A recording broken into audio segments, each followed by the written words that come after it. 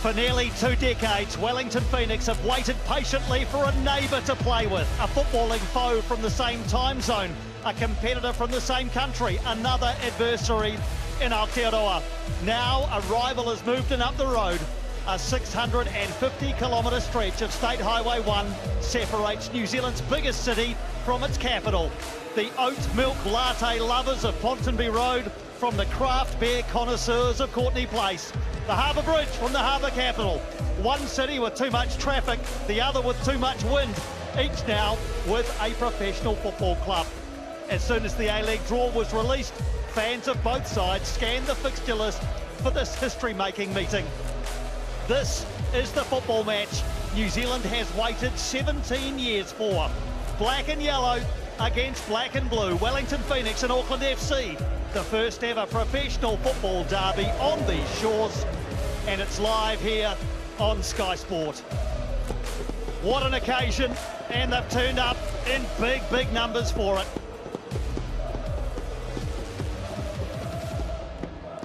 Can only imagine the emotions and the feelings of the players under the stands as they are set to be welcomed onto the grass at Sky Stadium.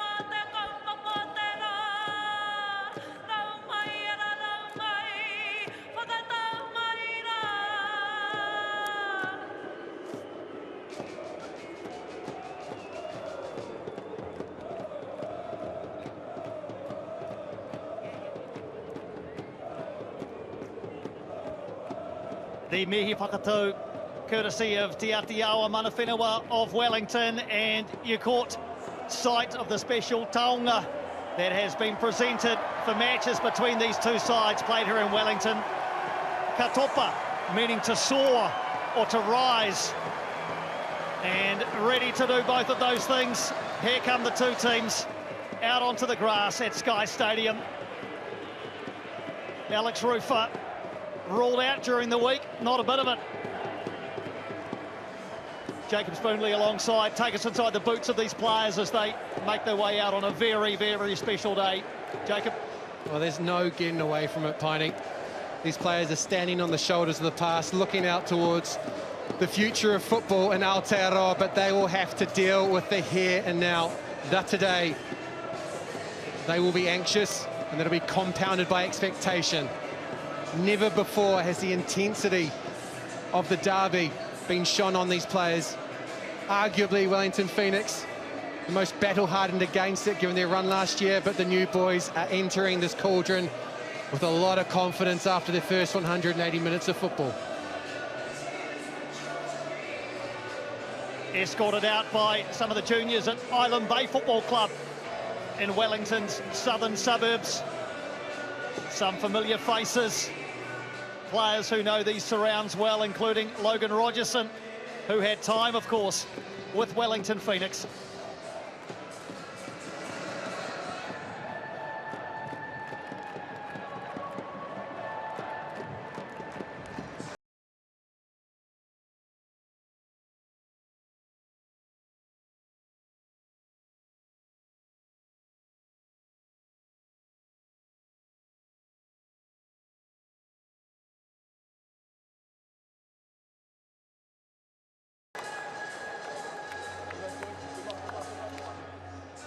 Giancarlo Italiano names an unchanged starting side after the 2-0 win in Perth last weekend. Alex Rufer passed a late fitness test and will start his 150th A-League game for Wellington Phoenix. Goal-scoring defenders from last week, Scott Wooten and Tim Payne formed the base of the Phoenix backline. Josh Oluwayemi is again in goal with a freshly inked contract extension in his locker. Auckland FC also unchanged after their last gasp 1-0 win over Sydney FC a week ago. Alex Paulson and Logan Rogerson start against their former side. Scholarship attacker Liam Gillian gets another start. Cam Howison is preferred in midfield to Jake Brimmer. Marco Rojas could feature off the bench for Wellington Phoenix, as could Auckland-born Oscar Van Haddam.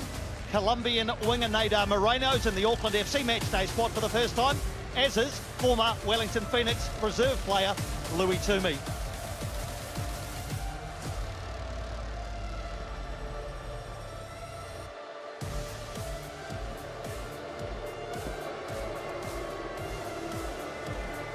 Until yesterday, Giancarlo Italiano played down the derby as just another game. But yesterday he stoked the embers of the rivalry, rejecting claims his side was under more pressure than his opponents and referencing Auckland FC's bank balance and financial clout as reasons why they are not his side, with a team with more to lose. Auckland FC boss Steve Corica negotiated his own personal derby last weekend, overseeing a 1-0 win over his former employer, Sydney FC. He visits Wellington for the first time as a head coach in nearly 5 years, when the Sky Blues drew 2-2 with the Knicks just before Christmas 2019.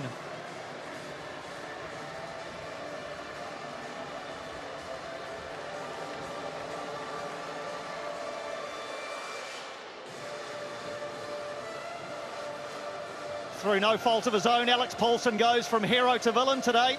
The reigning A-League Men's Goalkeeper of the Year returns to the scene of so many of his heroics last season, but is now very much in enemy territory. The Yellow Fever faithful who chanted his name over the last year will be using very different words today. Alex Rufer today becomes the 6th Wellington Phoenix player to bring up 150 games, joining Andrew Durante, Vince Leah, Manny Muscat, Ben Sigmund and Louis Fenton. An injury scare during the week appeared to have ruled him out. Instead, he starts in game number 150. Adam Kersey's our referee. His 104th A-League men's match. Isaac Travis and Gareth Sheehan assist him on the lines. Campbell Kirkawana was the 4th official. Sean Evans standing by if needed in the VAR booth.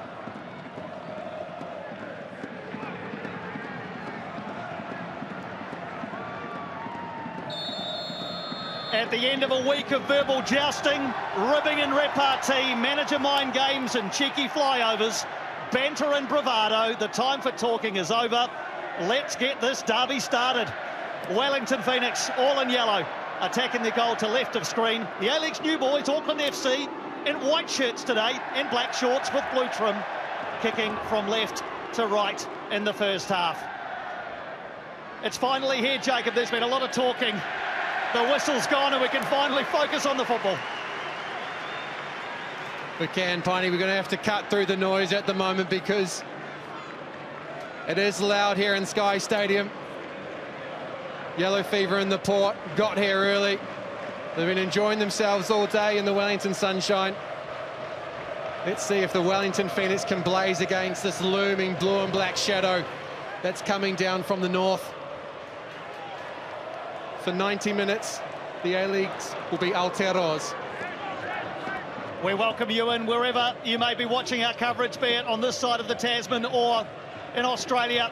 Wonderful to have you with us. Welcome to Auckland FC fans watching from afar, especially those at the official away day bar, Tyler Street Sport at Britomart. A big crowd and an early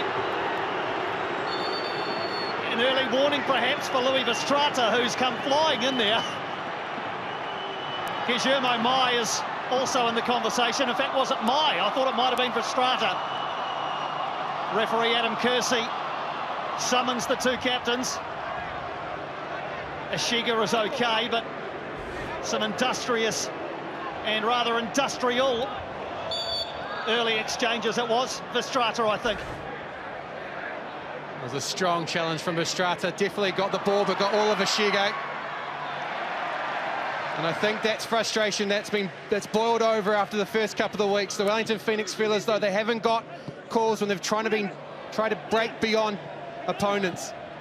They've made that point early to Kersey here. Here is Guillermo Mai with his first chance to get involved in the attacking half. These players know each other so well, so many of them. There were 9, 4 from Wellington and 5 from Auckland FC in the most recent all-white squad. A total of 18 players across the 2 squads have played for New Zealand at senior level. And we've had honesty out of Auckland in terms of their team sheet, but not from Wellington. They are not in a 4-3-3. It's very much the same formation that they have rolled out for the first 2 games.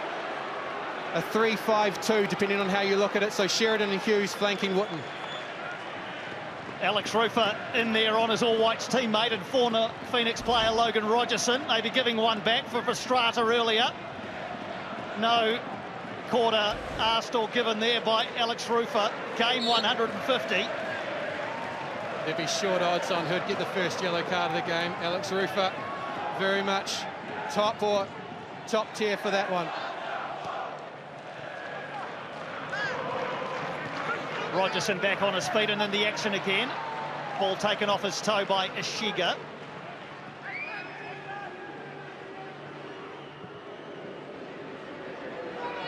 Here's Hiroki Sakai.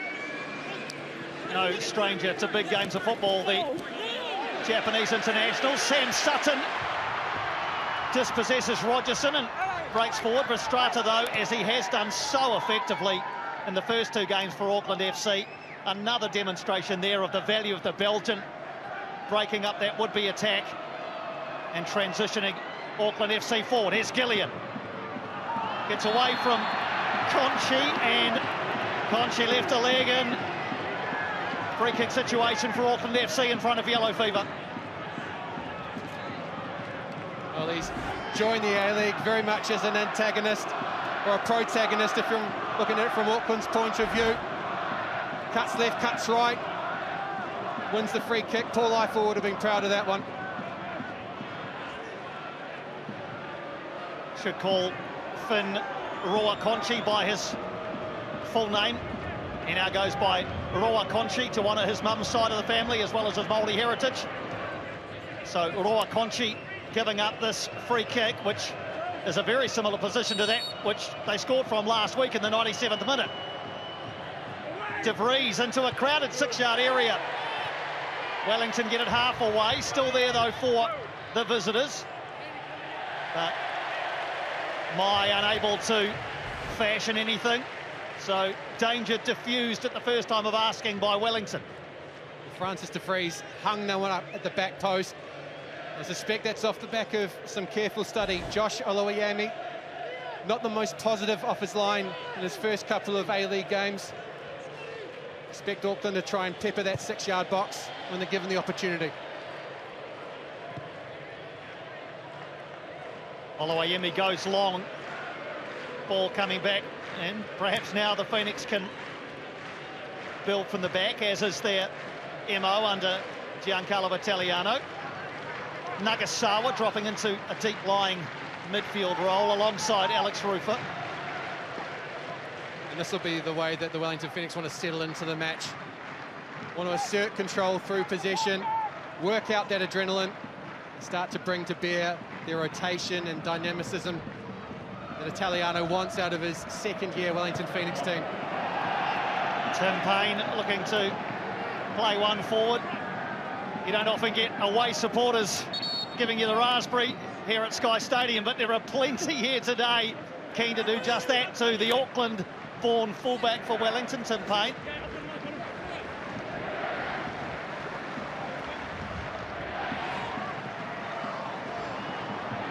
Ball played through, and Logan Rogerson's off on a run. Oloyemi had done the sums in his head and realised it was going to defeat the touchline.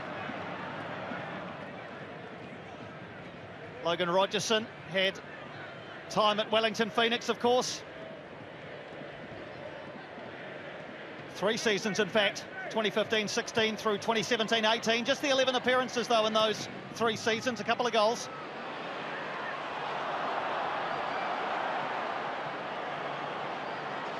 But untidy from Wellington as they try to pass through the thirds.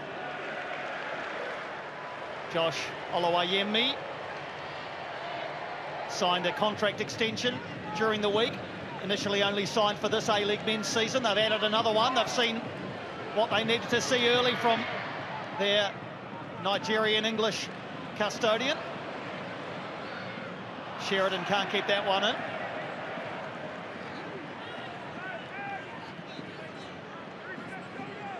Got conviction in the way that they are playing out.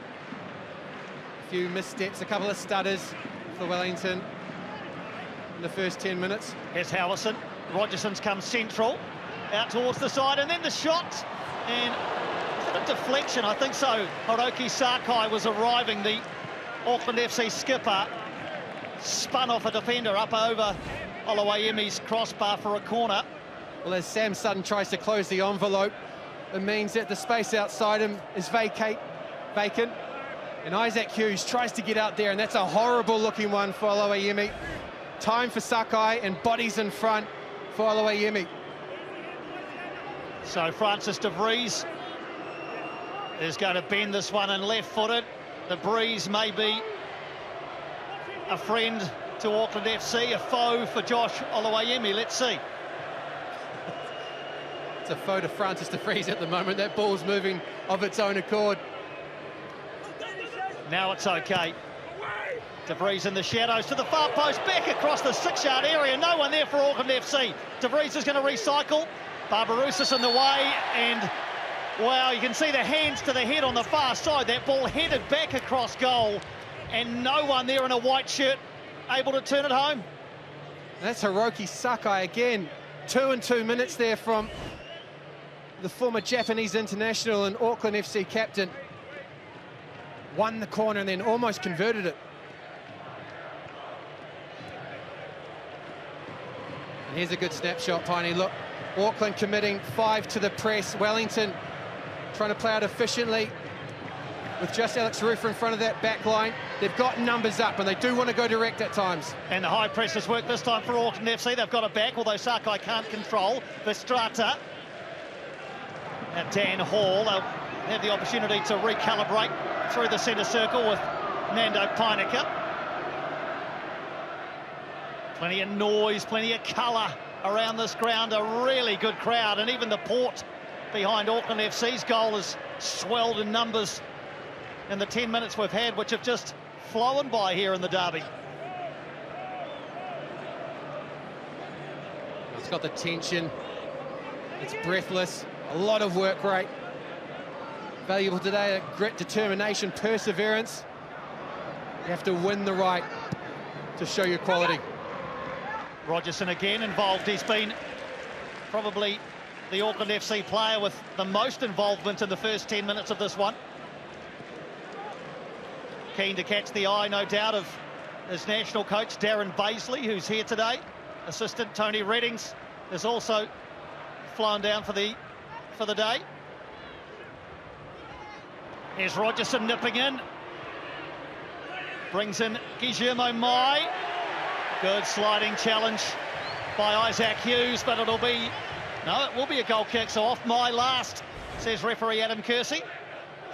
Logerson that time pinching the pocket of Nagasawa, and it takes a sliding challenge from Isaac Hughes and a last touch from Guillermo Mai to win Wellington the goal kick.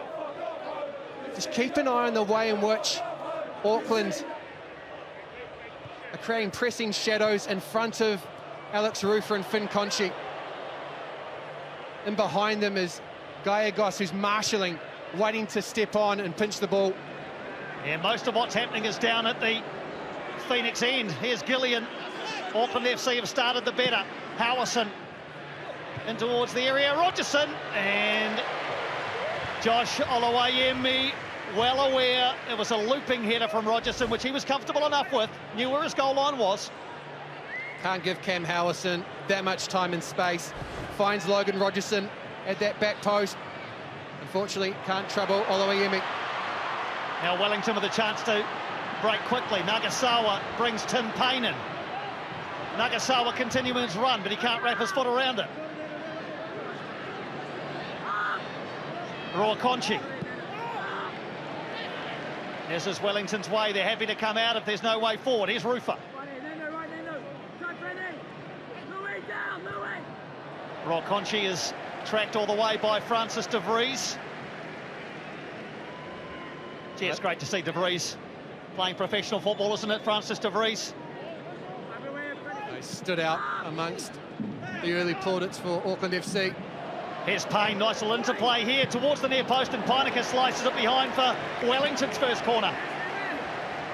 Well, this is payback for perseverance. Giancarlo Italiano's team has not deviated from the plan. They have kept on trying to play through, and they've got their just rewards. They broke quickly, and it led to this sustained period of pressure. And they get to respond now with their own set piece. Alex Paulson hasn't had much to do finding in this first 15 minutes. He cannot go chasing a moment to settle into this match. Hideki Ishiga addressing Wellington's first corner of the contest. Towards the penalty spot. Out to the edge and cleared by Howison. Efficient defending by Auckland FC. Kizumo Mai does well to hold on to the ball, but it's come back the way of Sheridan. And Hiroki Sakai unable to keep that one in the field of play. Wonderful addition to the A-League men's, Hiroki Sakai, 74 cap Japanese international. He's played Germany's Bundesliga, France's top flight Champions League.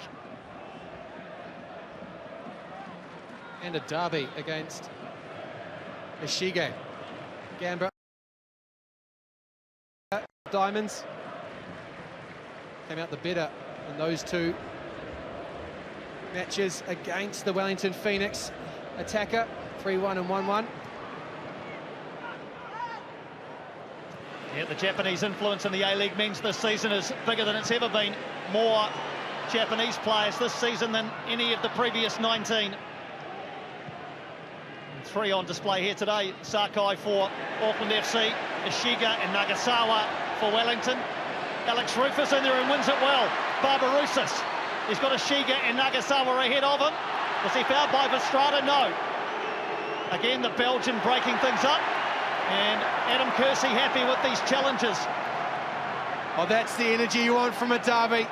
Combative. Unapologetic. Tackles flying in. Gillian, Rufa. I think it's Vestrata, and then at the end, Payne. There certainly is a tone here at Sky Stadium this afternoon. Sutton down the line to Barbarouses. Hall was the equal of it. Sutton flying in on Dan Hall there, rather unnecessarily. As we tick past the 15-minute mark, Dan Hall's up on his feet, he's okay. And late again there for Sam Sutton. Let's get you down sideline. Paul Eiffel's been watching the first 15 breathless minutes. Plenty of energy from up here, Eifel. What about down there? Yeah, lots of energy. Big fan of the referee, actually, at the minute, letting things go. There's not been too many fouls. He doesn't mind a tackle, clearly. And I think both sides are getting themselves into the game. And because that's happening, it's making for a good spectacle so far. I think Auckland have started a little bit better. They seem to have worked out how the Phoenix are trying to play out. And I think they've pressed really well. So expect that to continue for the next 10 minutes at least. It does seem as though they're compressing the two holding midfielders. Quite happy for the back three to have the ball, as we see here. But as soon as that ball goes in to the centre channel, particularly Conchi and Rufa, not only do they get squeezed from the front, but the compression from the back with Gallegos and Rogerson, it appears at the moment, very noticeable. Sheridan just tucks it into Nagasawa. Bit of an errant pass, and Cam Howison's chasing this one. Phoenix negotiate their way out of it okay. Isaac Hughes enjoying the opportunity to get a run of games in the side. The English-born youth international, Isaac Hughes. That's youth international for New Zealand.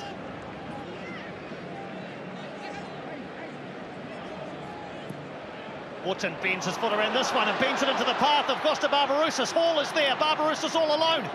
He's got a toe to it. Nagasawa, Rufa, Sam Sutton. Away by Pyneka. Not all the way though, as Rufa's there. He's urged to shoot, but instead goes far post to Payne. Back towards Barbarouses. Alex Paulson at the first time of asking, comfortably saves. Well, he tried to set Gillian away there. The Energizer Bunny down the left-hand side for Auckland FC was breaking forward. Acosta Barbarouses with the first opportunity to remove the deadlock. That was tailor-made for him as well, Piney. A good opportunity for Costa. It really was, wasn't it? And this is 327th A-League men's match. Only 6 ahead of him on the all-time list.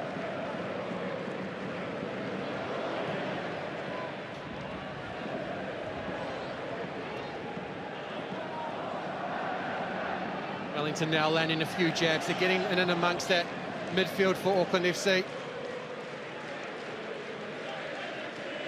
Buoyed by the confidence of that chance for Costa Barbarouses.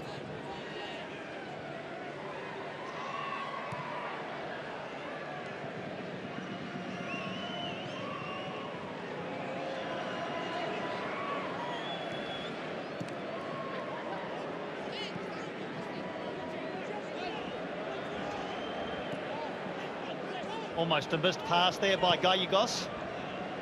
Must apologise to the Chilean Felipe Gallegos for mispronouncing his name in the first couple of matches. Gallegos it is. Alex Paulson is being told in no uncertain terms he's in enemy territory here. Another challenge is okay, says the referee. Rufa gives it away. Vestrata and Roa Conchi wins it back. Payne looks up, sees Nagasawa there. Now Sam Sutton. Rips it back into the penalty yard for Barbarouses. Now Alex Rufa. Vestrata blocks. And Auckland FC should clear this one okay now. Costa Barbarouses with a little nip on the heels. Well, here's the chance for that man, Costa Barbarouses. It's delicate. From Tim Payne. Puts it on a plate for Costa Barbarouses.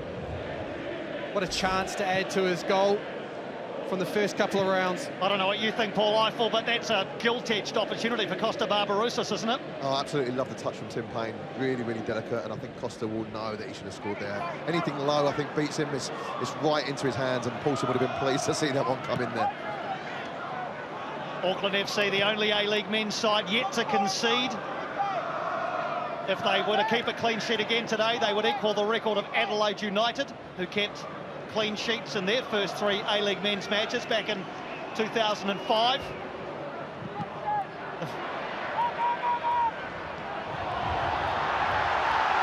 come Wellington, bodies everywhere. Referee says play on, so they do. I don't mind it from Adam Kersey. He's letting play go. The players know. Well, he has, but he's getting stared at by Giancarlo Italiano after that one. Dan Hall dwelling on the ball. Puts his captain in all sorts of trouble, and Hiroki Sakai does not get anywhere near the ball. Brings Isaac Hughes crashing to earth. There's Vestrata. Now Rogerson with Sakai outside. Oh, rare missed touch there by Vestrata, a collector's item almost. Well, it's had its early ebbs and flows, this one. Auckland FC asserting themselves through the press. Wellington responding. Now getting that half yard to move the ball through the congestion of the midfield. Just starting to turn the screws and push Auckland back incrementally at this stage. Here's Gallegos. Thought about the ball to De Vries. Oh, he got a lucky rebound, did Felipe Gallegos. Couldn't find the target, the Chilean. Well, here's your traditional box-to-box midfielder. Sharp, can spring on a chance. And that time, a half chance falls his way, and a snapshot rising above Oloayemi's crossbar.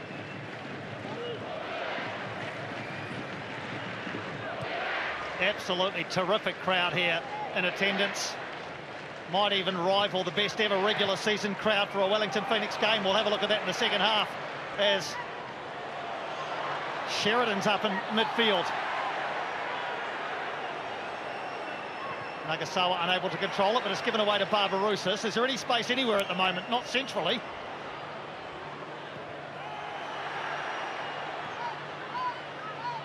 Sutton immediately pressed by Rogerson, but does well. That could be a foul by Verstraete, and I wonder whether Adam Kersey might lose patience at some point. Verstraete was pretty confident he got the ball. Well, he's had to pick one foul out of many there. Auckland FC probably shading Wellington in terms of conceding those fouls.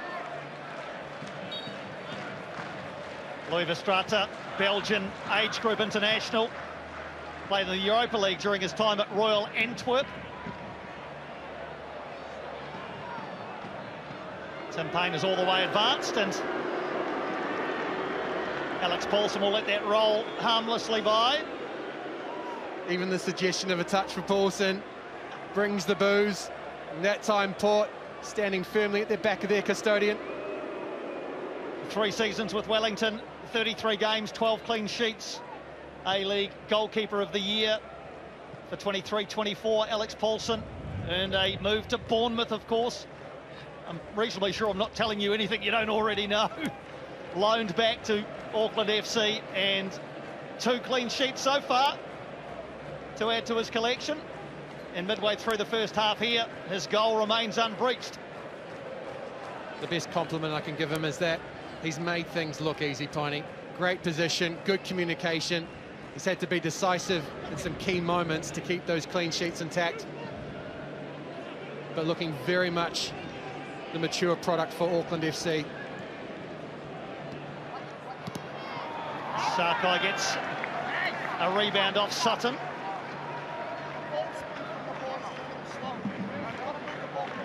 L'Italiano said that his team might need a moment this year. It could come off the back of something significant like a goal-scoring challenge or significant goal.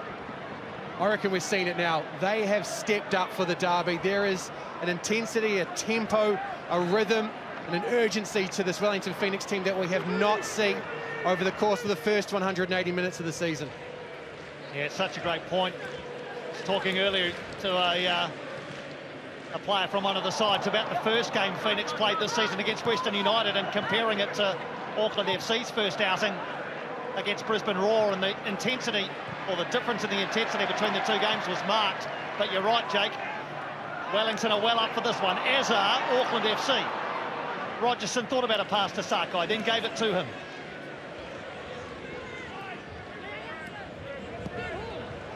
Into the area where Rufa will bring it down and reasonably comfortably get it away, although finds its way back into the possession of the visitors.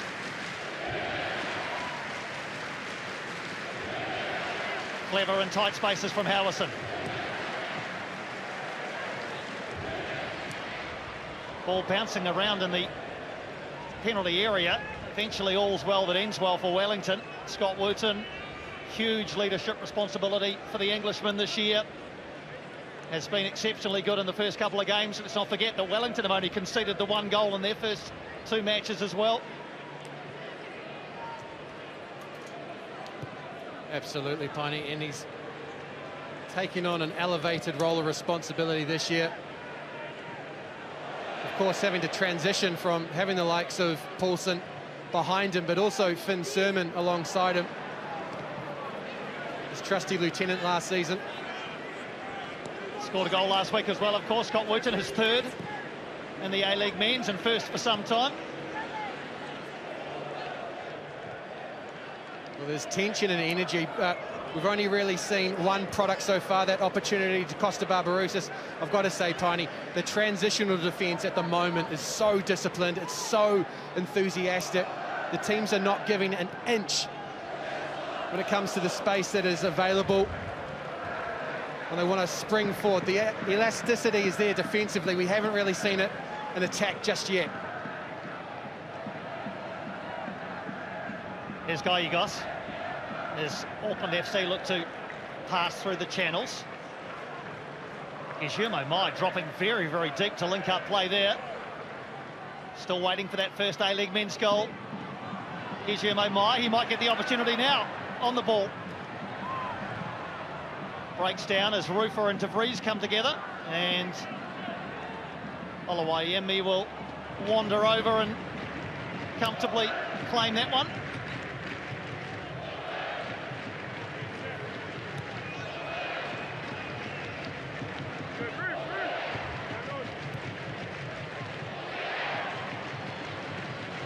Sutton goes long. Barbarouses is the target.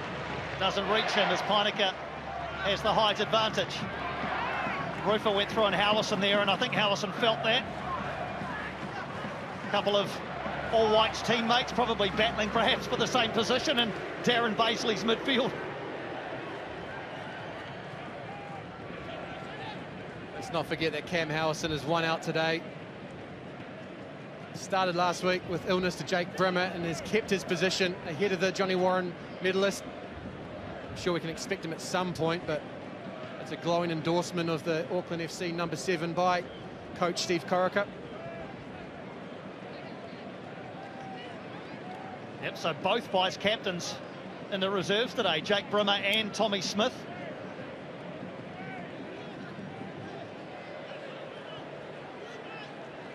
Here's Roy Conchi. Sheridan with an errant pass.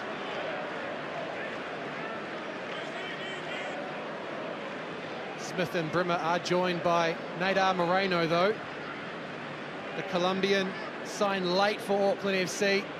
Fitness been a bit of a concern. This is the first look that we're getting of him today. Hopefully we do see him on the field at some point. Yeah, Steve Corica said after last week that if Jake Brimmer hadn't been well enough to take his place in the reserves that Moreno might have. But when Brimmer was okay, Moreno didn't quite make the cut. He has today, though, as has Louis Toomey, who's well known to Wellington football fans from his time at the Phoenix. Never played an A-League men's game, but plenty of games for the reserves.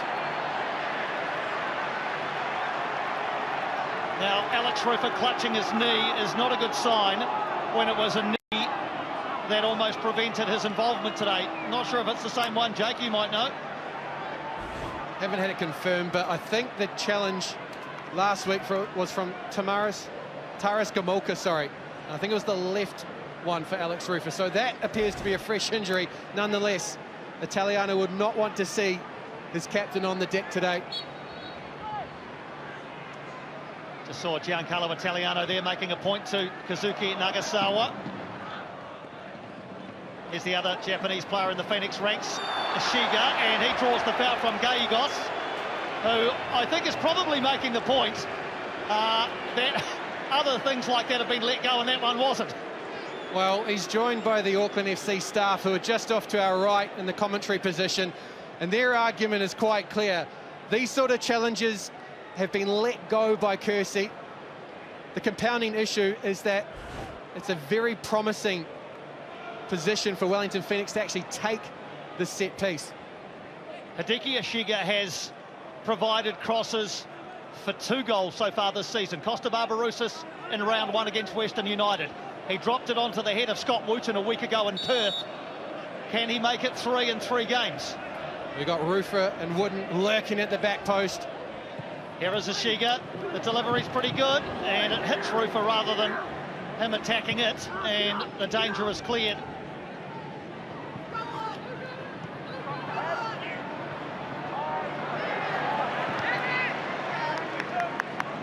Guillermo Mai trying to make something from nothing there.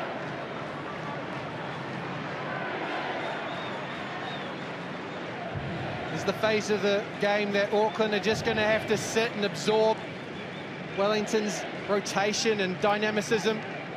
They're very keen to just keep jabbing the Aucklanders at the moment.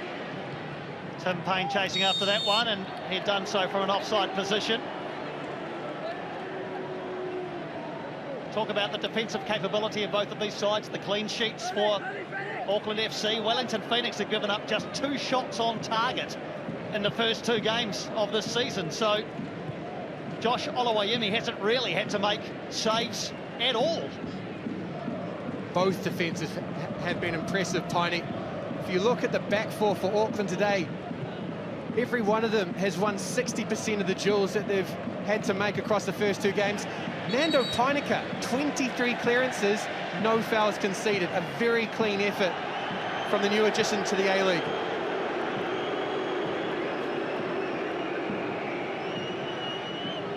Bit of conjecture here about which way that throw-in should go. Wellington have been given the nod by Adam Kersey.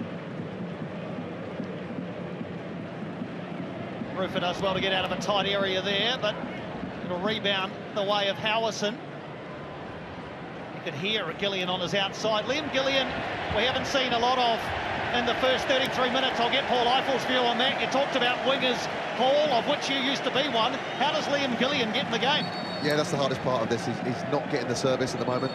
Tim Payne's doing a good job on that side. He's had a bit of joy when he's managed to get Tim Payne to do something else, if that makes sense. So if somebody else is going to deal with him, I think it was Conchi earlier on, he was happy to skip past him. He's putting a good free kick, but they've got to get him in the game if they want more from this Auckland attack. At the moment, it's a little bit of a stalemate. You need somebody to sort of grab the game by the scruff of the neck. Both coaches down here are asking for the ball speed to get up, and that's been prevalent for the first half. I think, just noticing how Auckland is setting out, we expected their front three to be very narrow, almost go man for man with this back three from Wellington Phoenix. They seem a bit wider than that. Yeah, it's not what we expected, actually. It's a little bit different, but the press has been effective. That's what I have seen. They haven't got too much from it, but the sort of half chances they've created have been from the press working quite well. They've clearly done their homework on how the Phoenix try to play out. I think what that also means, Piney, is that the fullbacks can't circumnavigate the back line that they've been able to do against Brisbane and Sydney. But Piers Italiano has taken the strength off that man, Steve Corica.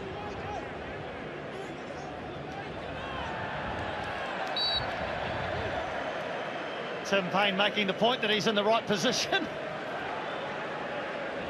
I can tell you the referees almost didn't get into the ground today. When they arrived at the gate, they didn't have the right parking accreditation, so they were almost turned away by the very vigilant security staff here at Sky Stadium. Eventually it was sorted out, but we almost had a situation where we might have had to go over the public address to look for officials in the crowd. I don't think it ever would have reached that, but interesting that the security staff here paid no attention to the "don't you know who I am" pleas from the officials today.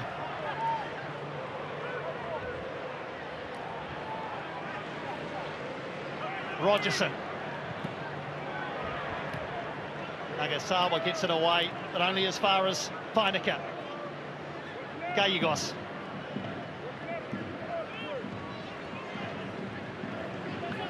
Ten minutes to go until half-time, and what's been a keenly contested first half of New Zealand's first derby.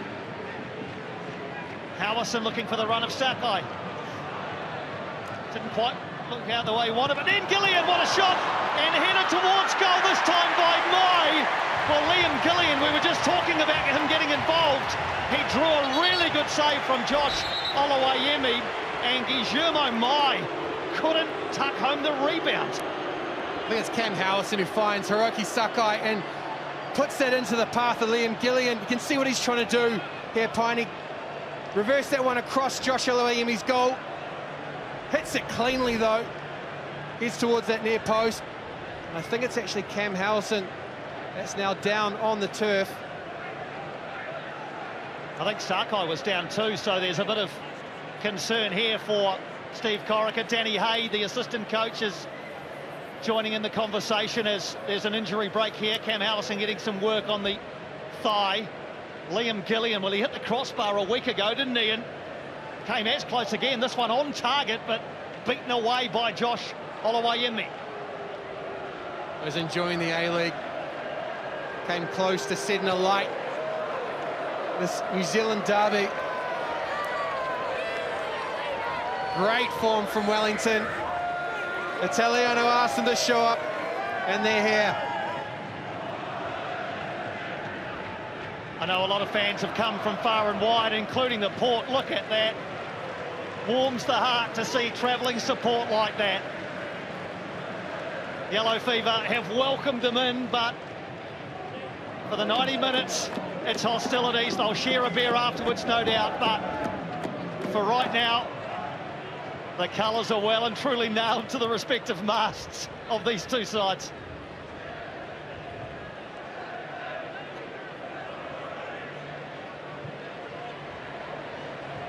Tim Payne forward again, and he's got a bit of space to work with. Ishiga is ahead of him. Barbarouses in the area. All breaks up though, and now a counter-attack possibility for Logan Rogerson. Kizumo Mai is there, Gillian too. Here's Mai.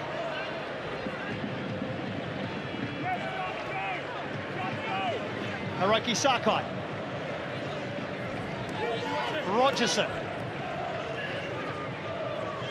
Both teams now set in low blocks. A priority for them is ensuring that there isn't space in between the defensive lines, and certainly not behind it. Want to keep all the play in front of this defensive solid unit at the moment for Wellington Phoenix. De Vries into Mai, clever ball. Mai is fouled by Ishiga. Another set-piece situation coming up for Auckland FC.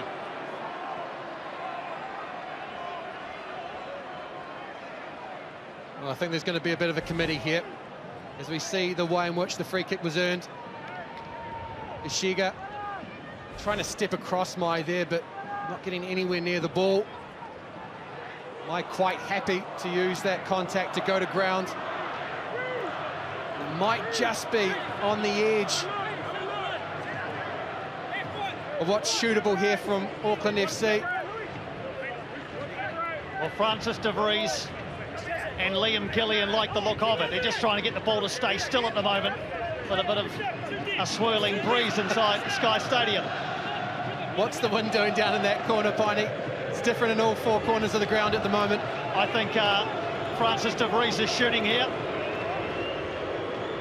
in front of Yellow Fever. He checks with Liam Gillian.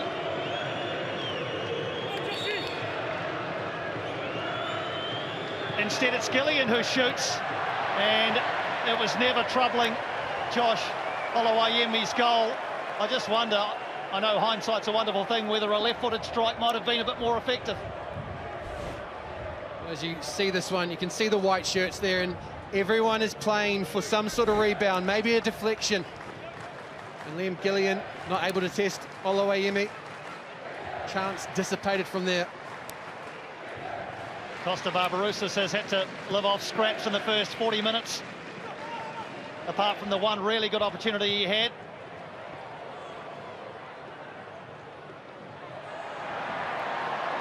Ishiga breaks up that period of possession for Auckland, and now here comes Tim Payne. Roa Conchi. Hughes joins the attack.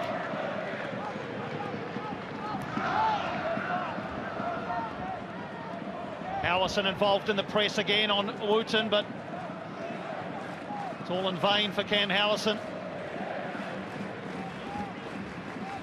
Happy to circulate at the moment, the Wellington Phoenix. They send out a probe to try and get in amongst that Auckland FC midfield, but if it's not on, very happy to continue circulating the ball.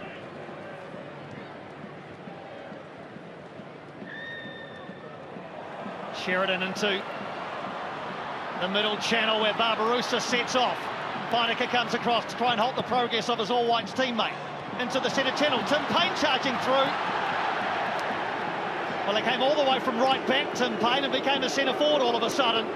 Thought he might have got a nick, I don't think so. Well, we talk about the big engines. Francis De Vries up against Tim Payne. And the number 6 for the Wellington Phoenix, his physical prowess was on full display there. You can see he's just changed gears, wanting to get in and amongst it, off the back of a pass from Costa Barbarouses. First touch, took it beyond Dan Hall. Second touch was with Nando Pyneka. Just tantalising there, Piney, just dangling it out in front. Well, he had 92 goalless games, Tim Payne. Scored in his 93rd, and he's got 4 in his last 25, so reigning goals by comparison. A goal scorer last week against Perth. Now here's Rogerson. Well, just a bit more composure perhaps from Logan Rogerson. Let's go straight to you, Paul. I thought that really set up nicely for Logan. Yeah, it's a great little bit of movement. Oh, he's got to hit the target. Hit that into the ground. It's a slippery surface today. give the keeper something to do. He's got to hit the target. Rogerson just trespassing there, outside the likes of Isaac Hughes, who got a stern talking to from Scott Wootton. Sam Sutton had gone to press Cam Howson, put some pressure on that attack to stop it developing, and Hughes didn't respond. Auckland FC break up the latest passing movement. Sakai towards the far post where Gillian is!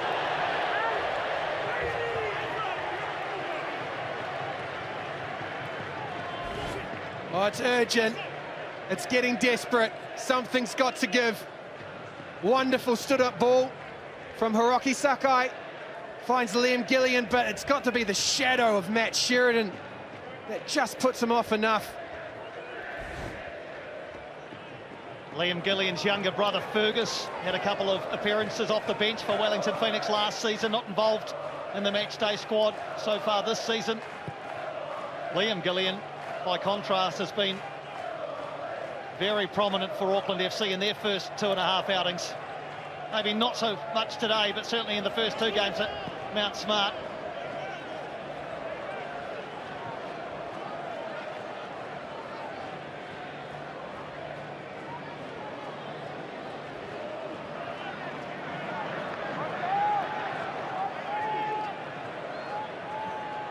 Sheridan has it taken off him by Gillian, who's going to haul that one in. Only a couple of white shirts to aim at in the area at the moment for Liam Gillian. Tim Payne, though, takes it off his toe and sprints away. Really, really composed defending from Tim Payne. Such a good defender these days, Tim Payne. Always has been, really, but just another example of it there.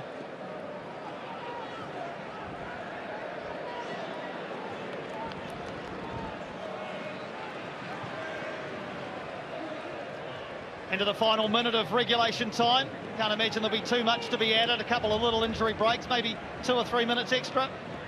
Here's Gillian now. Another opportunity for Liam Gillian, beaten away by Oluwayemi. Oh, he's getting closer.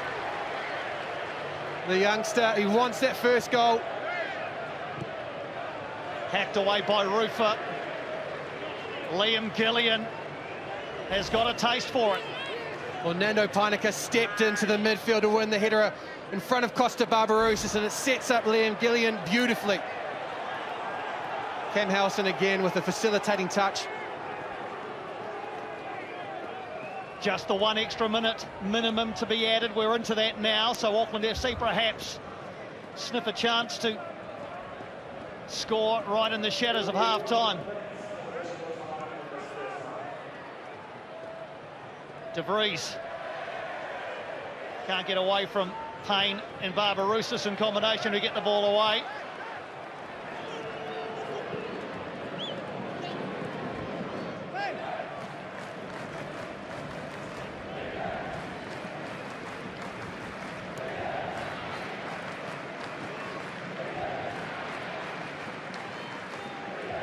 And Auckland with a period of possession.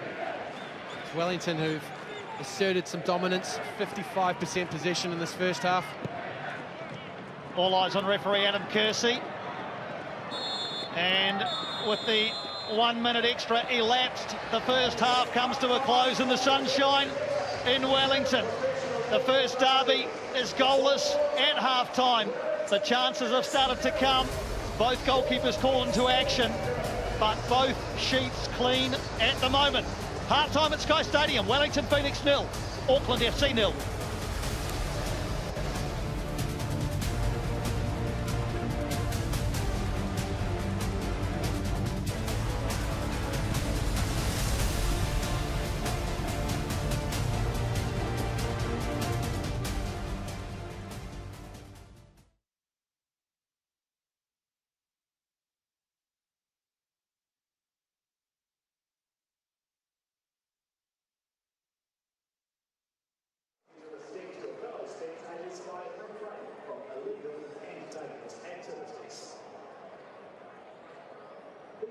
Professional footballers Australia and football coaches Australia are taking a stand against online bullying in football. There is no place for racism, abuse or hate in our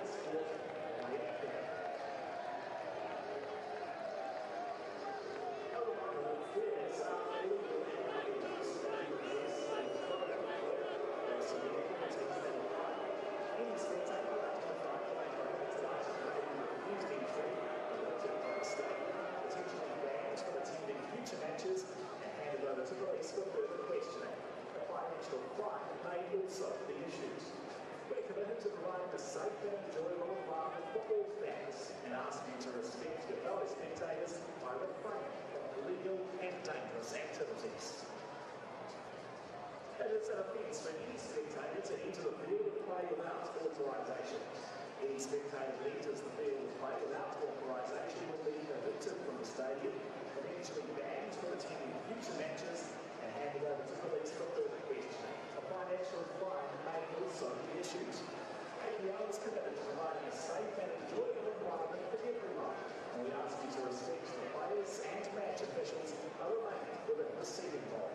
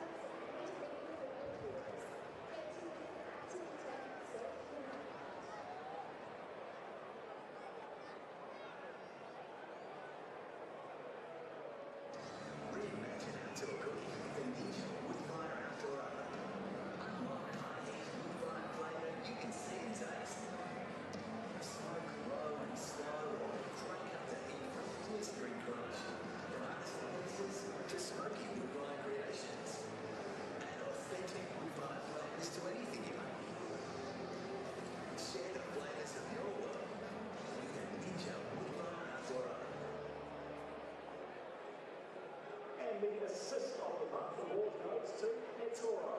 Goals require assists, so pursue your financial goals on eToro with the assistance of over 35 million users.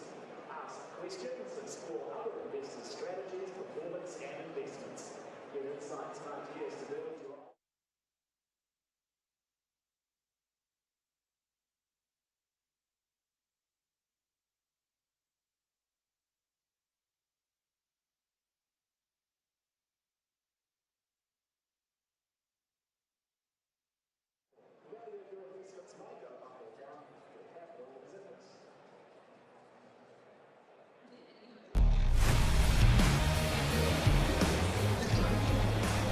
Ferocious, fiery, physical. Those are three words you could use to sum up the first half of this first ever Kiwi football derby. The fans, they are right into it as the Wellington Phoenix and Auckland FC play out a 0-0 scoreline in the first half. Paul Eiffel, what a half that was. Neither side here is giving an inch. Yeah, look, I love that Kersey, the referee, was allowing anything to go, and every now and again he blows whistle, and it was like the players were surprised. It was class. Look, everybody's putting their foot in. It's been great at times, but I think because it's a derby, neither team wants to give an inch, and it's really hard. Space at the moment is really at a premium. It's really hard to play between the lines. I think one of the teams has got to try and change something, maybe try and play on the outside. I think Gillian and Logan Rogerson are coming into the game, so look for more of the Auckland team trying to get the ball out to those players. Well, when you look at the Auckland team, let's have a look at some of the chances they have had, because they've started to come as this half progressed. Yeah, look, it's a great ball in here to Sakai. He takes his time. It's a great ball back into Gillian, who pulls a brilliant save. And then the rebound, Tim Payne does ever so well here to get a little touch on the ball. Tim Payne's positioning is absolutely spot on here, because if he gets a free header, it's probably going into the net. They have looked like they've been pushing hard for most of this half, as it felt like they have had the bulk of the attacking go forward. Yeah, look, I think the wind is playing a factor as well. If the Phoenix do try and go long, it's been difficult for them to get out. And as that's happened, they've had to sit in a sort of a low block, and it's meant that Auckland are getting more chances. This chance at the end here, it's a great strike from Gillian again, and a really good save from goalkeeper Olaiawami. Well, another name you mentioned just at the top of this break was Logan Rogerson. Especially at the start, it seemed like he was in a bit of everything. Yeah, look, he's happy to run with the ball. He's a really sharp player. He loves to be able to face forward and get at his defenders. When you allow him time to do that, he can be ever so dangerous. I think the one thing he's struggling with at the moment is his finishing. Great finish last week, we saw it, I talked about it. This week, a couple of chances, and he's not been so sharp, but expect him to get more chances going into the second half.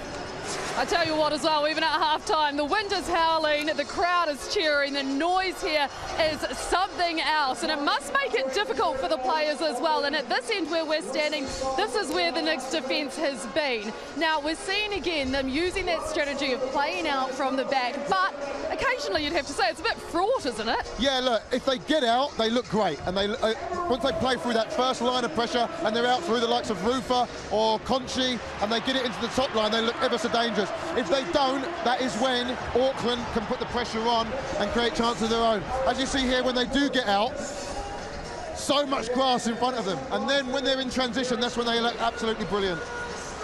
What would you like to see from the Phoenix in the second half? More of the same in a sense, but I think they need to make sure that they can play through the press. If Auckland get it right, that's where they're going to get their chances from, and that's very dangerous for the Phoenix. It definitely is risk versus reward. At the moment, the Phoenix have been on the right side of it, but expect more pressing from Auckland in that second half. That's where they feel they can get on top, chances like these, and give them a lot more opportunities. For both teams now, is it a matter of if they want to get in front, they have to be brave, or is it a matter of sticking to what they know and what they're already doing? That'll be down to the coaches and the message from the coach. I know as a player here, I'd be the one wanting to make something happen. You know, is it going to be for a substitution, the likes of Marco Rojas coming on maybe later in the game? Is it going to be somebody that's out there at the moment? Like we said, Gillian is getting himself in the game, Rogerson's getting himself in the game. We probably need to see more from Costa Barbarousis on the Phoenix side of things now. Well, let's head now to Storm Purvis, who's out and about in the crowd. How are you, Storm? Kim, I am great. I'm feeling good. I've come back to the Yellow Fever Central and I've got one of an OG fans here. This is Josh and his mate Nixie. How cool is that? What have you made of the first half? It's been an interesting first half. The keeper's definitely done his job, but we need to attack more. Yeah, a few close calls down this end. Oh, yeah, but he's definitely done his job. He's definitely made sure that they have not scored. Now tell me, have the Fever done their job? Absolutely, they've been chanting and stamping and clapping pretty much non-stop. So just before the end of the first half, I had to sit down because my feet were hurting. Now tell me, what do you need to see from the Phoenix when they take the field in the second half? Attacking the other end. More attack, and yeah, just getting it past AFC. There you go, simple as that. Attack past AFC. Back to you, Coach. Beautiful. If only it was that easy, Storm. Thank you so much, Paul Eiffel. I'll pick up on that, though. And what the fan there was saying is he wants to see the Phoenix attacking more. Do you expect them to come out hard in the second half? Yeah, look, I think it'll be a little easier with the wins. I think that's been really, really difficult. So I think Chiefy will be quite happy with where they're at, but he'll expect a little bit more impetus going forward, for sure. When it comes to that wind factor, then how do you think Auckland FC will be able to deal with it? Yeah, look, it's going to be a little bit different story for them. They've done really well up to now, but it will give a different dynamics of the game, for sure. Oh, yes, indeed. Well, I'll tell you what, it has been a riveting first half in this Kiwi derby here in Wellington so far. No doubt an enthralling second half awaits as well. Who can break the deadlock in Wellington? I tell you what, no matter what, if there was a roof on this place, it'll get blown off if that happens. It is 0-0 here at Sky Stadium at half-time, second half coming your way.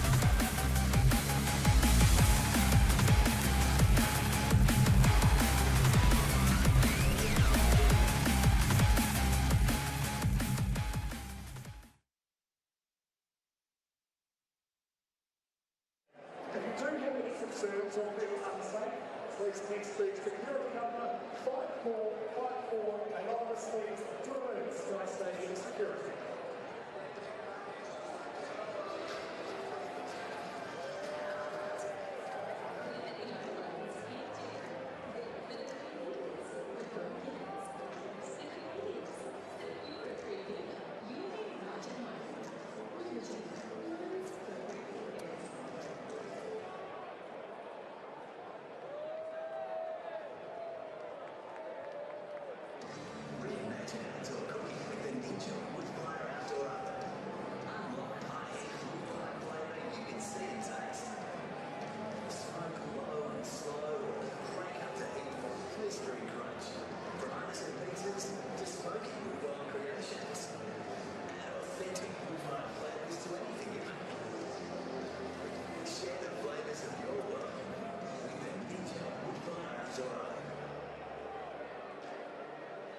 Also,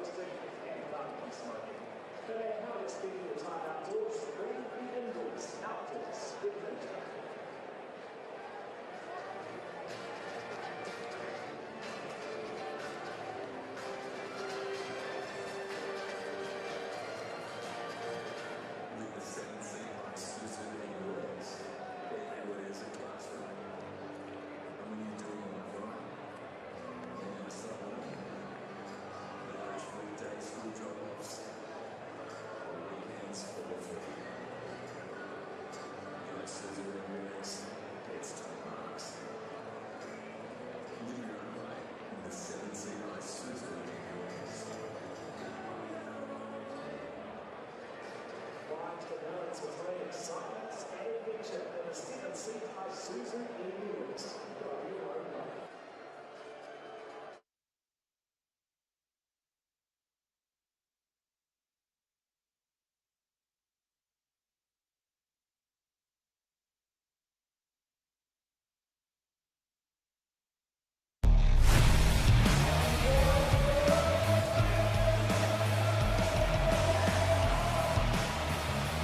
Well, Liam Gillian is craving that first A-League men's goal.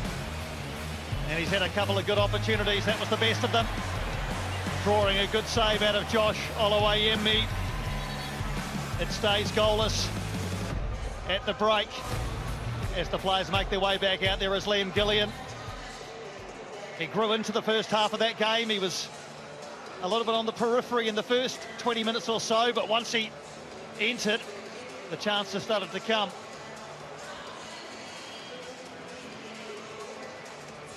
Haven't seen too much of Guillermo Mai in that first half, but have a listen for just before kickoff of the second half, because Alex Paulson is playing with yellow fever at his back. Expect a reception. Shege busy up front with Costa Barbarousis. Not much to show for it.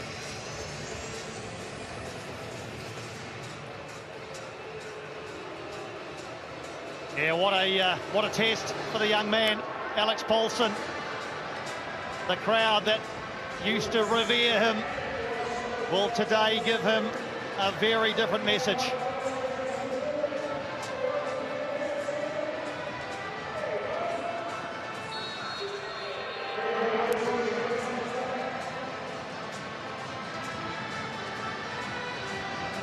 Second half of the derby underway. Wellington Phoenix all in yellow, now attacking the goal to right of screen. That's the city end of Sky Stadium, the yellow fever end of Sky Stadium. Similarly, Auckland FC and the white shirts attacking their passionate fans at the northern end of this arena. Kicking from right to left on our screens.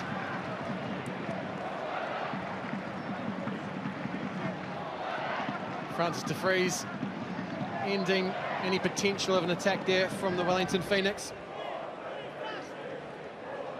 Been tense, Piney. It is a derby in every sense of the word.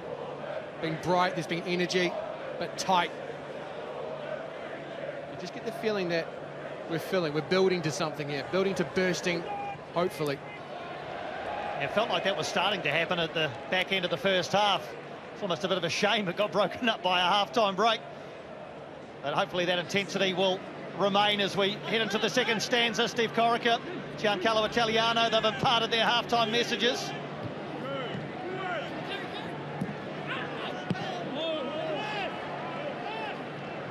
Just a suggestion there of a foul on an Auckland FC player. We'll just try and pick up who that is over there. It's Hiroki Sakai, I think. It was his countryman Nagasawa who went into a challenge with Hiroki Sakai. It appears to be the right hand, I think, Piney. We'll see it from here. No, that's the ankle, very much the ankle. Nagasawa, first contact with the ball, but only just in front of fairly solid connection with Hiroki Sakai's right ankle. He's okay to continue, that's the main thing, Hiroki Sakai. This is round 3 of the Isuzu UTE League men's. Last night, Brisbane Roar 2, Sydney FC 3 to get us underway. Absolute worldie of a winner from Jaden Kucharski in the 90th minute for the Sky Blues. Bouncing back from their loss to Auckland FC in added time a week ago.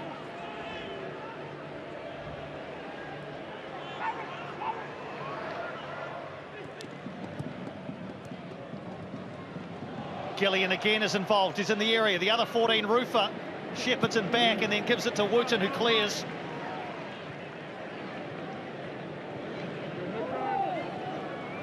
Shouts for handball, not heeded by Adam Kersey. De Vries gets past Roa Conchi. Now faced by Tim Payne and no way through there. Matt Sheridan clears it down the right-hand side. This is a triple header today on Saturday. Following this game, the Mariners against Perth Glory and Gosford. Western Sydney hosting Adelaide United at Combank.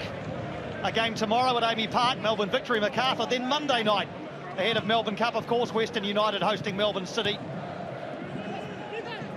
Newcastle Jets have the bye this weekend.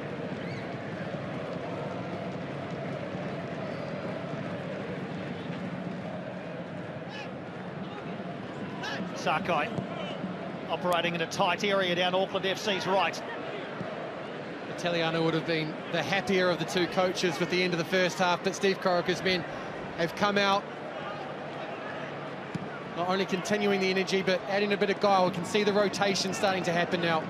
Gillian slides a lovely pass into Mai. Howison is the outlet. De Vries. Roa Conchi blocked it. Hasn't gone out, and there is now an offside flag, I think, on the far side against Cam Howison, presumably. Well, we've seen a couple of moments where De Vries, Gillian and Howison starting to move and think collectively, asking more questions of this Wellington defence.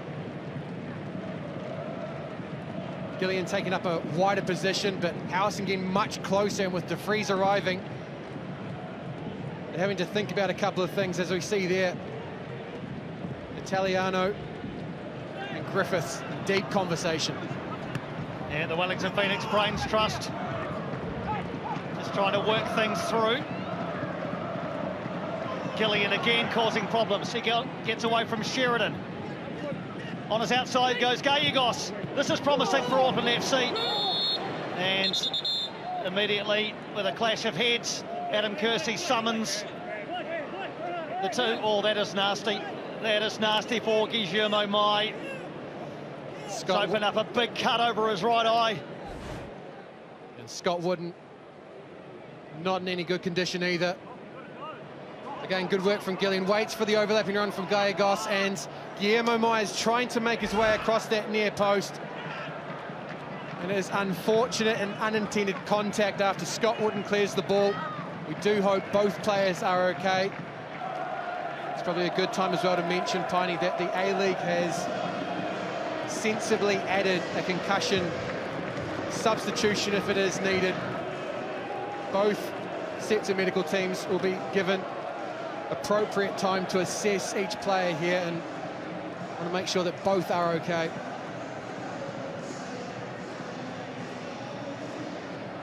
Yep, concussion substitutes can be used for instances of suspected concussion by the team doctor. Both Guillermo Mai and Scott Wooten are still receiving treatment in Wellington's penalty area.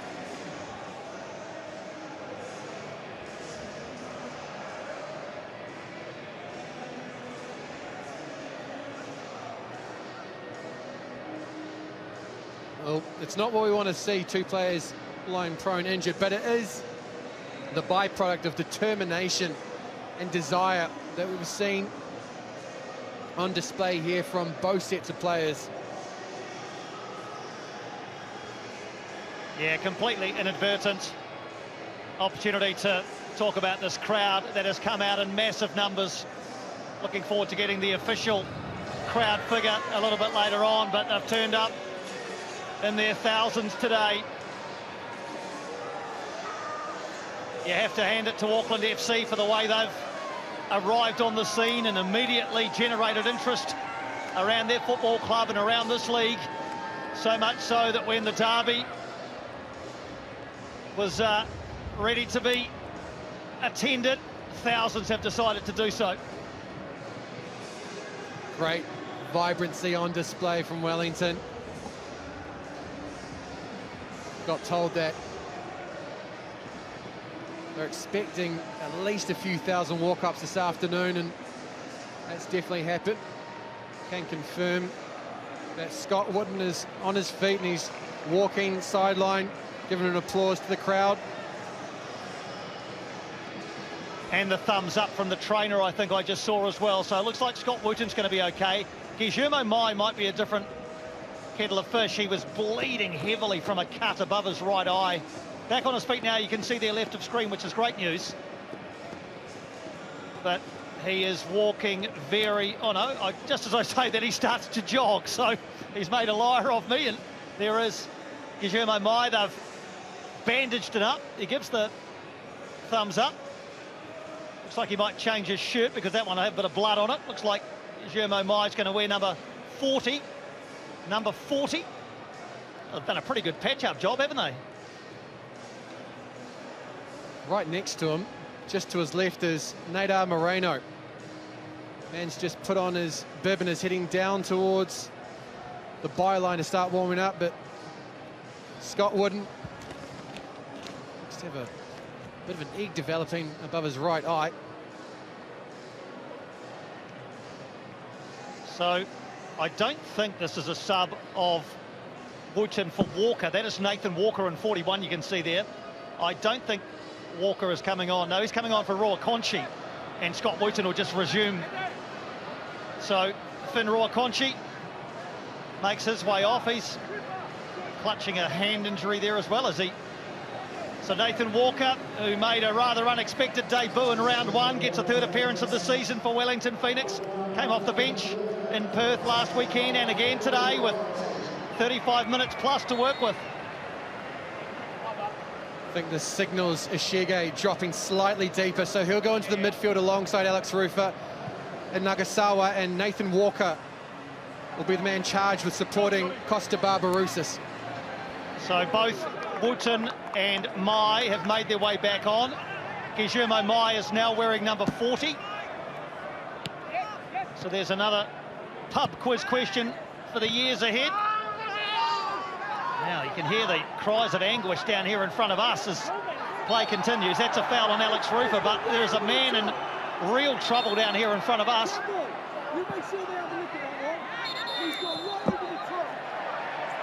And we can hear Jonathan Gould there very clearly remonstrating with Campbell Kirk Kawanawar that Cam Howison was fouled by, if not a late, then a high challenge.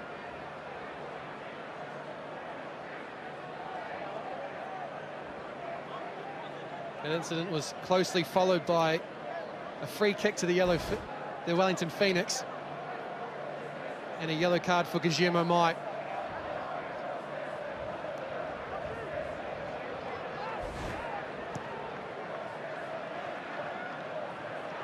Ball played forward. Hall takes it away from Paulson. De Vries keeps it in, but it will be a throw to Wellington. Yeah, Jonathan Gould was absolutely apoplectic about the challenge on Cam Howison, and an angry Jonathan Gould is not someone to be trifled with. Let's not forget that that's a man that has played in and witnessed Old Firm derby, so it takes a bit for him to get riled up. Rufer, clever. There's Walker in the action early. He's playing centrally at the moment.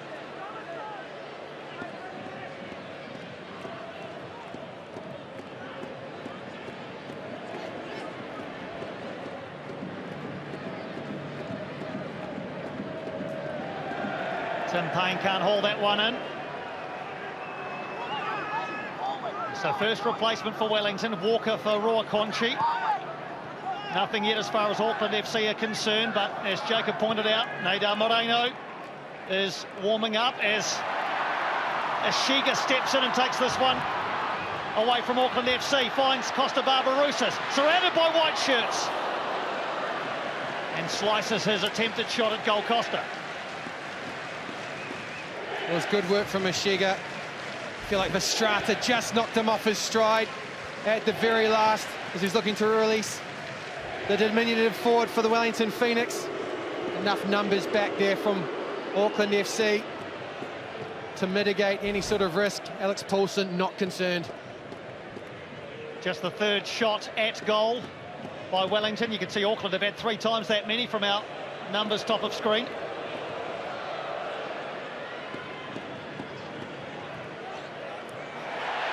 Stepping in, Rufa. He's got Barbarouses on the far post if he can find him. And a header up and over from Mashiga. He arrived at the far post. They tell you should head the ball down. He did, but it bounced up and over the crossbar. Well, this is all through the doing of that man, Alex Rufa. He steps in, wins the ball, drives through onto Nando Painaka, wins the opportunity and the space to get the ball across the goal, and Mashiga, all he needs to do is get cleaner contact on that one. What a chance to break the deadlock here at Sky Stadium. It is almost more difficult to do what he's done there, Piney, than it is to put the ball in the back of the net. What do you think, Paul Eiffel? Should he have stayed on his feet and maybe tried to use one of his feet instead of his head? Piney, you've just come to the worst header of the ball probably in the Phoenix history, so I definitely wouldn't have converted that. I think I'd have tried to go with my feet. Look, that's the exception to the rule. You know, you talk about heading the ball down, he's headed it right in front of his own feet. It's bounced over the bar. What I want to talk about is Rufa steps in, goes down the line, pretends to play it in, just gets a little bit of a half yard, and then it's an unbelievable ball into the right area. Mashiga's arriving at pace, and on another day, that's 1-0. Great call, Piney. Well, we've got Kim Downs, who's also with his sideline. Maybe we should ask her about hitting the ball next time, Piney. Honestly, I would say that's a great shout. We're approaching the hour mark, still goalless in the derby. But the chances are coming. Here's Howison back on his feet. Little back heel to De Vries, 3 in the area to aim at. And it comes, was that a hand by Isaac Hughes? I'm sure they'll have a look at it. I'm sure they'll take a look at that. Sean Evans in the VAR booth, I'm sure, is having a look. Well, there was heavy contact on Guillermo Mai as well, now on the number 40, only just back up on his feet. Play goes on for the meantime as Tim Payne breaks away. Gillian dispossesses him. Peineka's all the way forward and becomes a left winger. Looks up, plants one in, Wooten away. Gillian on the edge. Vestrata. Sakai helps it in. Only halfway, Gillian. Good block by Rufa, needed to. And it will spin out over the touchline for a throw. Still waiting on confirmation about whether VAR is reviewing this one, but it appears not. De Vries off Walker. That'll be a corner. And here we go. There's the contact from Scott Wooden at the near post. Oh, and the glare. Just wonder if that's hit the thigh of Isaac Hughes before it's hit the arm, but it definitely looks to have touched the left arm of Isaac Hughes.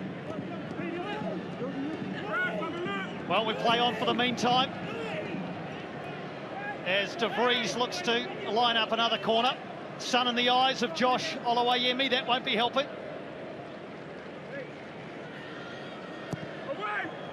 Near post delivery, and it peters out, unfortunately, off the foot of Logan Rogerson. Piney looks like a sub down here, Kolakowski. Keep an eye on what he does when he comes on, because he's got a little note. He's been given a note, so I don't know who he's going to pass to. Thanks, Ify. Just been told that VAR has completed the check. They're happy.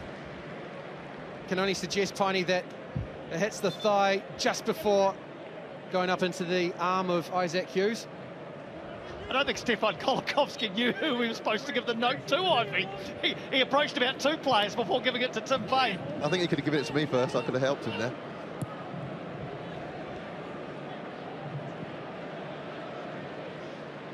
So Kolakowski on in 11 in the centre circle. His first appearance in Phoenix colours on home soil, Stefan Kolakowski. Matt Sheridan makes way, Piney, and it looks like Tim Payne has slotted in alongside Scott Wootton, so clearly a sense of risk about the threat that this left-hand side for Auckland poses. Walker can't get it away. Howison, Gillian. This game is simmering. It just feels like it, doesn't it? 63 minutes. It's bubbling away, this game. Just get a sense that starting to groan under the pressure and the output so far, the mental toll of nothing else that this game has taken on these players.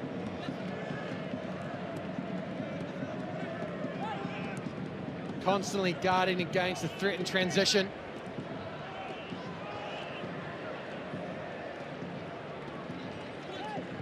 Gaigos helps it forward towards Mai in the headband. Howison, Mai. No power at the shot from Guillermo Mai.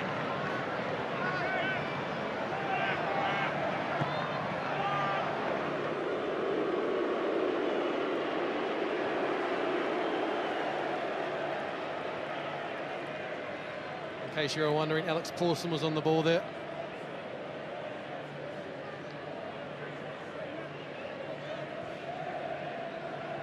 Howison getting more involved. De Vries too. Here is Gillian. Across it goes. Mai with the attempted header. Everyone's lost the ball. Not Payne. He helps it away. So a period of dominance in terms of territory anyway in the last little while for Auckland FC.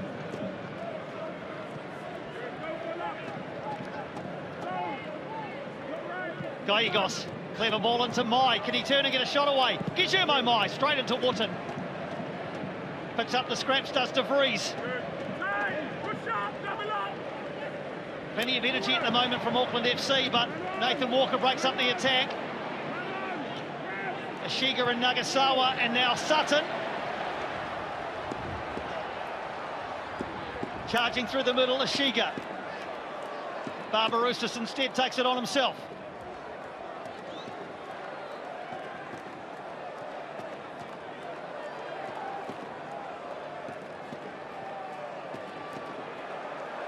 Here is Walker. Deflected up into the air by De Vries. Howison gets it away.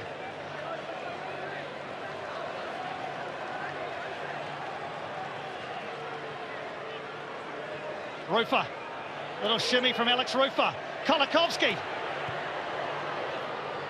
Still there for Wellington and Kolakowski.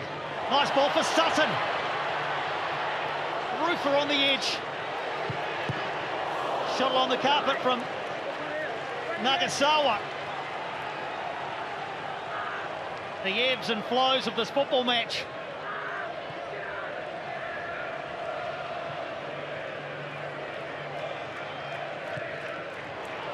Well, the brutality that we've seen at times is starting to make way for some quality that's just peering through, shining down on Sky Stadium. Kolakowski starting to make inroads into this Auckland defence. As he does here, he brings Sutton in and gets the or wants the return pass. Sutton ignores him for the meantime. Ishiga.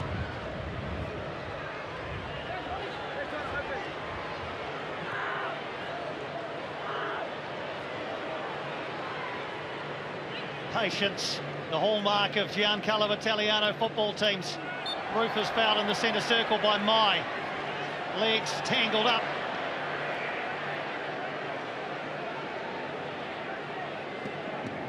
They extricate themselves from one another in friendly fashion. It was a wrestle that turned into a tangle. Oh, what a shot, Wellington turning it on today.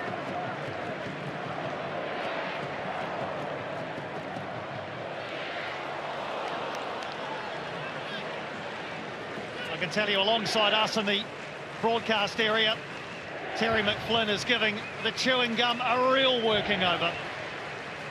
Director of football for Auckland FC, of course. Watching from an elevated position. Heart rate monitor working as well, Piney. Well, he'll be pleased with that as it's broken up. Maybe not quite so much with that, but probably with this. Here's Rogerson. He's got Mai ahead of him. Sakai arriving in support. Just a hesitation there. Gallegos, Felipe Gallegos, and it skims off the left foot of the Chilean. Frustration there. They did well to win the ball back. Logan Rogerson driving, but not necessarily with the conviction that he's demonstrated over the last couple of games. Play ultimately works its way to Gallegos, and he's unhappy with that one. Cut across it. Ishiga does well. Can he set Walker away? Well, it's a bit too narrow, and Alex Paulson will be comfortable with that one.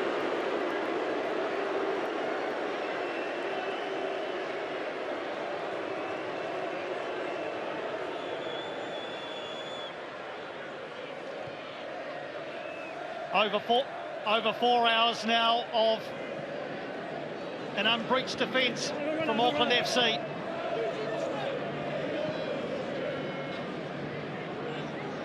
Hearing that we might have the introduction of a certain Colombian. Rogerson into the 6-yard area. Wooten. Olawayemi didn't come. Wooten had to get that away and did. Corner coming. Nader Moreno is indeed ready to enter the fray, but they might just wait for this corner. There's been a monster at the back for Wellington Phoenix. Not afraid of an aerial duel. Can't remember the last time I saw him being second best in those sorts of tussles. Yeah, Wellington's best player in the first 3 games, Scott Wooten. More defending now to do, though, with the sun in the eyes of the home team. Up into the sun it goes, punched away by Olawayemi. Howison couldn't get a shot away. Ishiga there ahead of him. Plays it forward and asks Costa Barbarouses to chase. Paulson's all the way out, and it's a rather shanked clearance. It's actually going to turn out okay because it's brought down brilliantly by Liam Gillian. That was an important intervention from Ishiga, just on the edge of the Phoenix's 18-yard box. Just got in front of Cam Howison. A foot in by Rufa this time. Barbarouses, Ishiga, Rufa, Kolakovsky. Barbarouses tries to slide it into the path of Ishiga, but couldn't quite get the angles correct.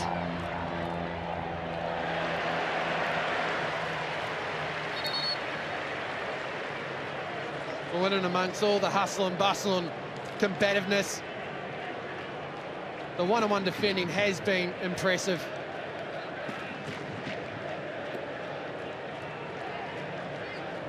So a double change coming for Auckland FC. Gallegos is going to make way for Jake Brimmer in the first instance. And there in 25, the Colombian Nader Moreno. Well, he's been sent back to the bench. No, he's gone on, has he? He has gone on. In place of Logan Rogerson, my mistake. Nader Moreno is an A-League footballer.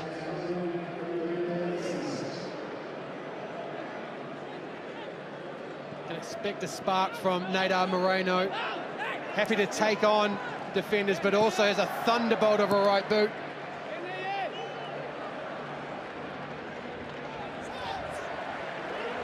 Only need a quick search of YouTube to see some of the simply outstanding goals that he has scored in his native Colombia.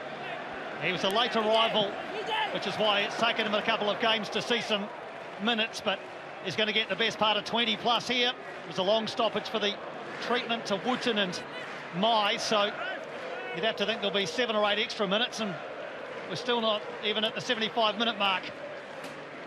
Nagasawa. Ishiga.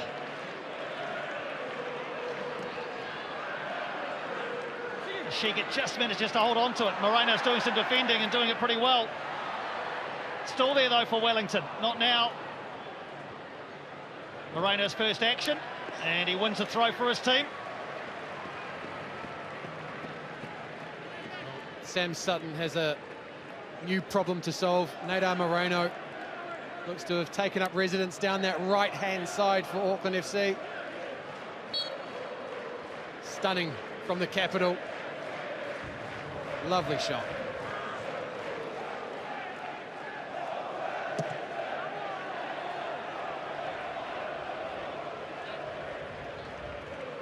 It's been a taxing encounter, Piney.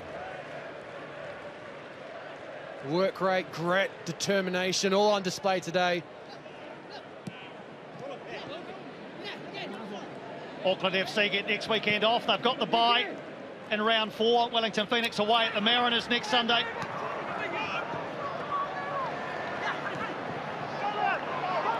This one breaks the way of Liam Gillian. Nagasawa gets back well and diffuses the situation for the meantime.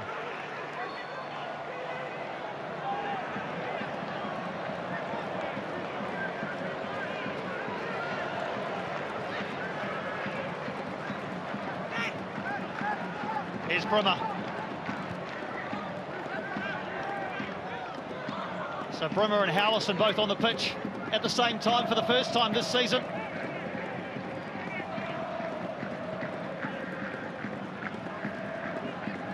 Howison looks to have moved down into one of those two holding midfielder roles, and Jake Brimmer taking up an advanced position in behind Guillermo Mai. Will join him up front for the pressing duties. You just wonder whether this game is setting itself up for Marco Rojas. Giancarlo Italiano said pre-game it's likely that his minutes will be limited because he's hardly played in recent times, but if we've learnt anything about Marco Rojas in the A-League down the years, it's that he doesn't need a lot of time or a lot of opportunities to create something special.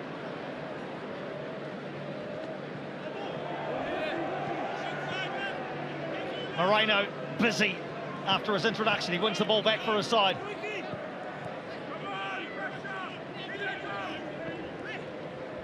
Here he is again, the Colombian. Tracked all the way by Isaac Hughes and wins a corner.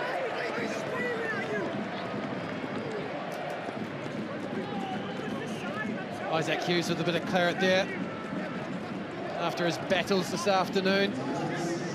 Concedes the corner.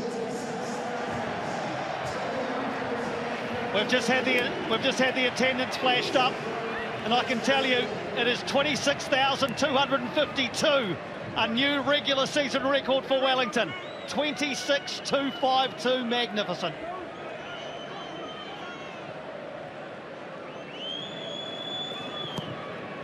De Vries delivers. Oluwayemi drops it and then grabs it. Well, of the 26,252, about 26,000 had a sharp intake of breath. It's another delightful ball in from De Vries. Clearly, the intention is to put Oluwayemi under pressure. Now, of course, no one's counting, Piney, but by my reckoning, 26,252 is just a bit north of an Auckland FC crowd this season. Well, it sounds like you are counting, Jake.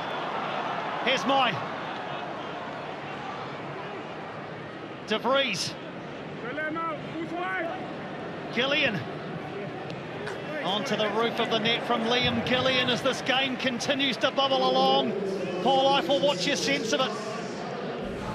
I think Auckland are definitely pushing here, but I do think the Phoenix are used to this. They're pretty happy to, cede possession.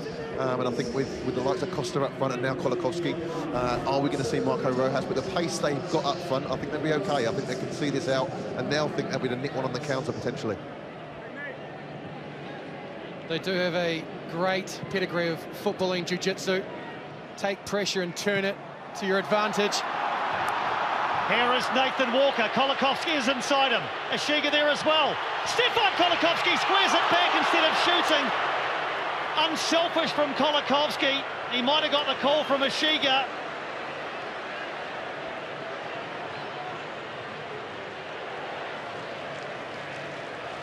Well, that was intricate. It was cohesive, is exactly what Giancarlo Italiano will want to see. I just wonder, Piney, I just wonder if he's thinking, what could Marco Rojas have added there? It's exactly the sort of attack that the man we hope will be introduced at some point would have thrived upon.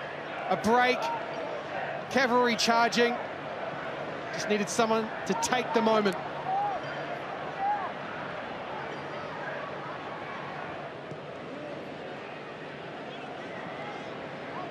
A draw would take Auckland, or keep Auckland at the top of the table. Wellington Phoenix would stay in third place for the meantime. Sydney FC have gone second after their win last night. Auckland FC desperate to become just the second team after Gold Coast United to win their first 3 matches in the A-League competition. Gold Coast did it in 2009-10.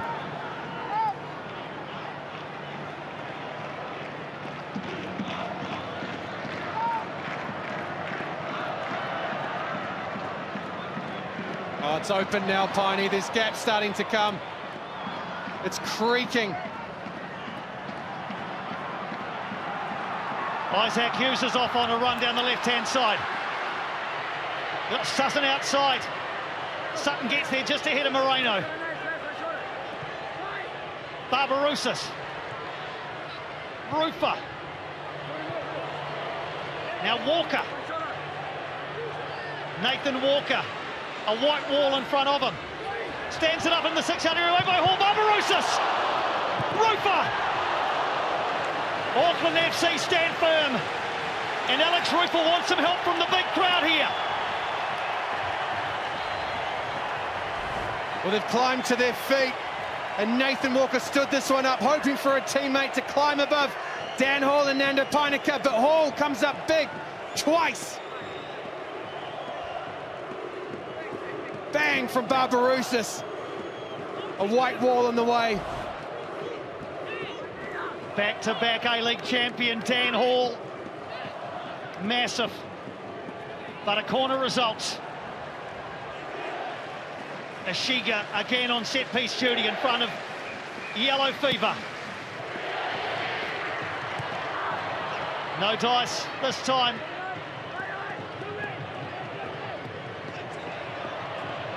Now nipping in is Jake Brimmer. He's got Mayan outside him, Gillian. Can he play Gillian in? Is this the moment? Liam Gillian, a little slip in the penalty area. Still there for Gillian. Liam Gillian. Off Nagasawa and behind for a corner. Gillian's head dropped just at the wrong moment and his footwork gave way. And an equally important one. If he cut back further onto the right foot, he had Moreno arriving. The defence more concerned with Mai. The number 25 for Auckland was all by himself at the top of the 18-yard box. Into the final 10 minutes of regulation time. The shirts in Yellow Fever stay on for the meantime. In front of the Port, Auckland FC have another corner.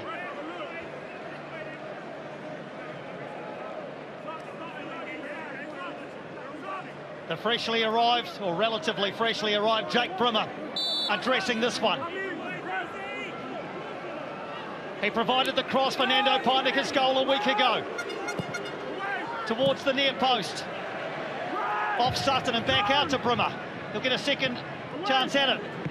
And it goes. And high foot by Nando Painika off Fancy.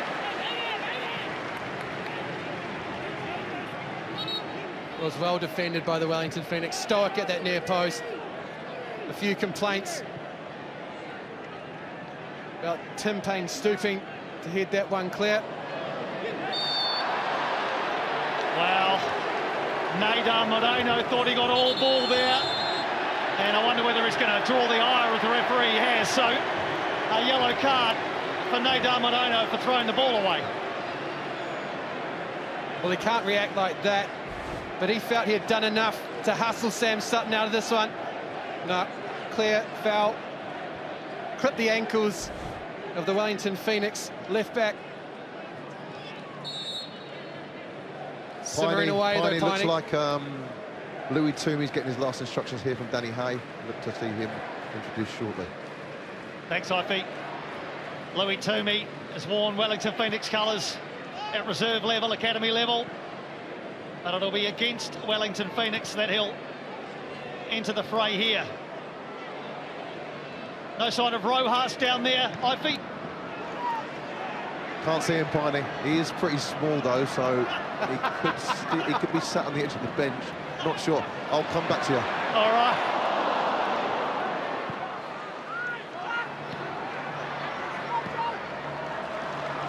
Understand that Gillian will make way for Louis Toomey.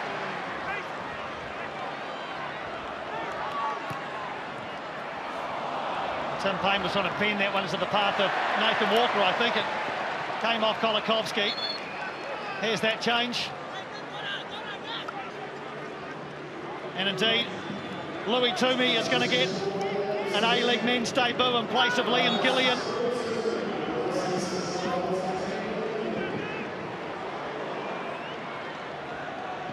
Hawke's Bay native dons the white on this occasion for Auckland.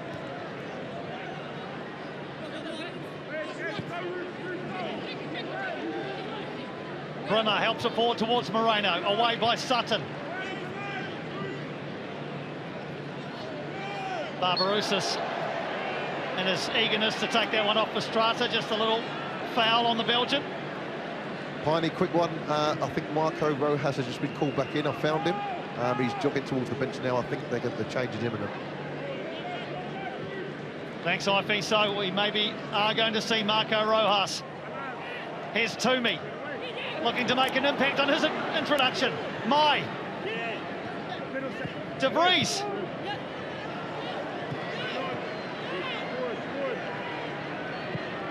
Situation diffused, but it hits Kolakovski and Auckland back on attack again. Toomey. Lots of bodies on the edge for both teams. Climbing up and over Alex Rufer was Louis Strata. Well, Alex Rufer, for a man who was in doubt and all but ruled out, he's put in another magnificent shift in the heart of Wellington's midfield, Alex Rufer.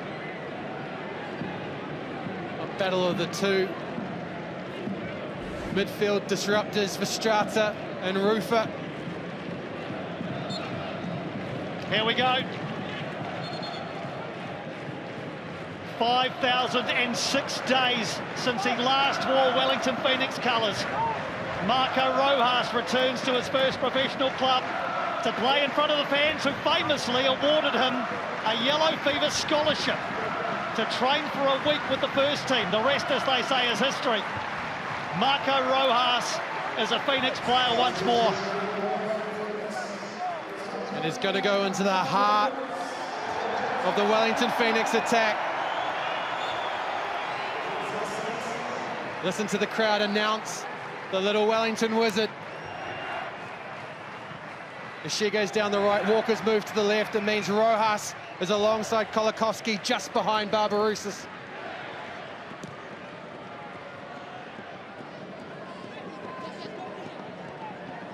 Guillermo Mai still full of running in 40.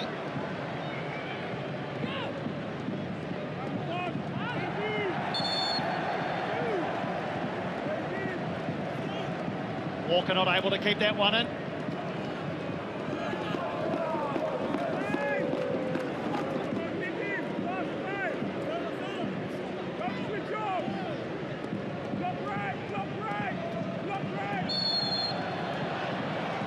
Head into the phase of the game where mental fatigue can hurt just as much as physical.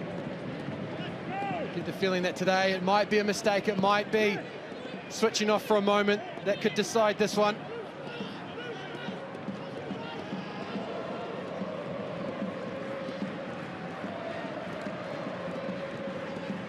Both sides primed to pounce. Who's going to blink? Allison goes wide. Sarkai's all the way forward. Walker earns a throw, 3 minutes plus stoppages, of which there will be several minutes, you'd imagine. A long stoppage early in the second half. as Guillermo Mai and Scott Wooten receive treatment, so there's plenty of time left.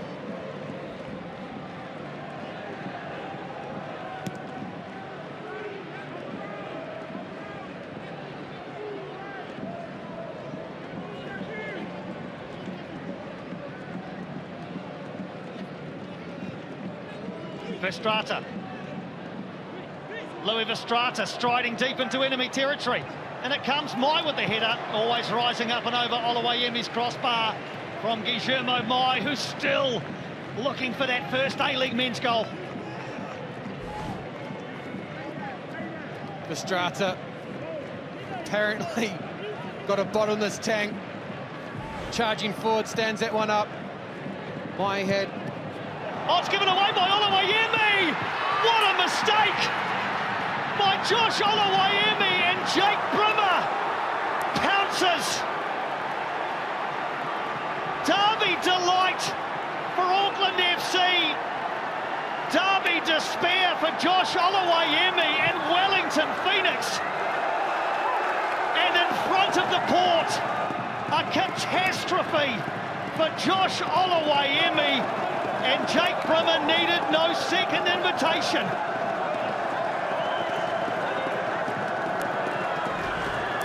Well, Wellington is seeing that celebration before Jake Brimmer.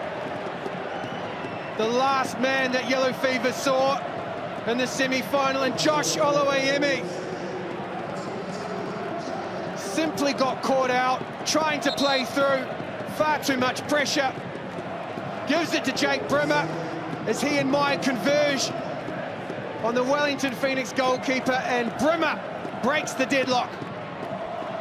Yeah, the familiar goal celebration for Jake Brimmer, for daughter Hazel, who is hearing impaired. It's the hands to the ears for Jake Brimmer.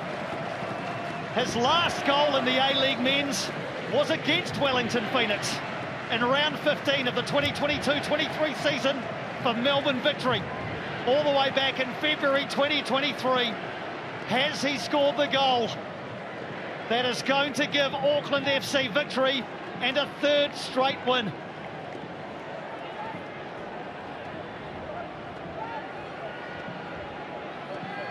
Well, it's desperate now for the Wellington Phoenix. Guillermo Mai been marshalled off by Adam Kersey, and Tommy Smith, the Auckland FC closer, is coming on. Auckland will now convert to a back five. Tommy Smith will go on and anchor that back line with Dan Hall and Nando Painika alongside him. And then Sakai and De Vries flanking them. Well, on a day where the spotlight was set to fall on the goalkeeper at the city end of Sky Stadium, it is its harsh glare that has fallen on the man at the other. Josh Oluwayemi trying to play out, not getting it right, and Jake Brimmer with the calm finish to finally break this game open. Well, they've invested so much in that press, Auckland. Deep into the 80-minute mark, it finally pays off. I wouldn't put it beyond Wellington, though, with the response. 7 extra minutes minimum. Here's Moreno. Moreno. Up and over from Neymar Moreno.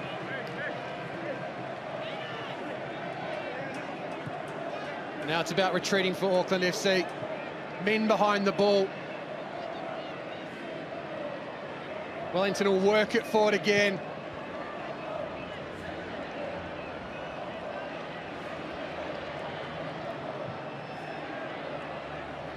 Well, the last time 7 extra minutes were added in a game at Sky Stadium, Oscar Zavada was the hero. He's not here today. The stakes aren't anywhere near as high, although some might say they're even higher. Bragging rights in New Zealand professional football on the line. Auckland FC are in position to become just the second team to win their first 3 A-League men's matches. They've joined Gold Coast United, also looking to join Adelaide United as just the second team to keep 3 straight clean sheets at the start of their life.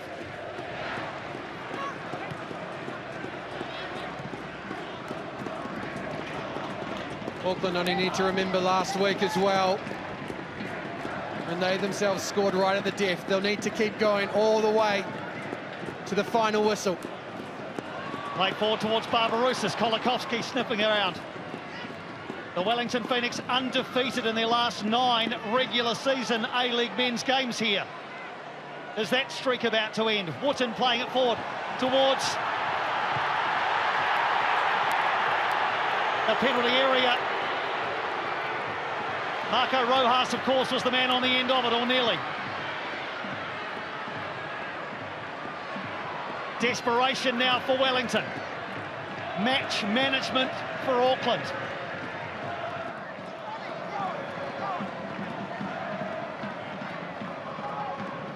Here's Toomey. Draws the foul from Tim Payne and soaks up some precious seconds.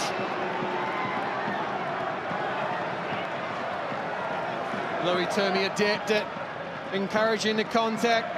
More than happy to go down once it came.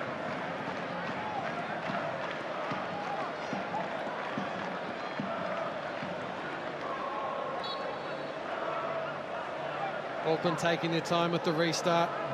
I expect this one will be heading for the corner flag. Jake Broom and Louis Toomey in tail.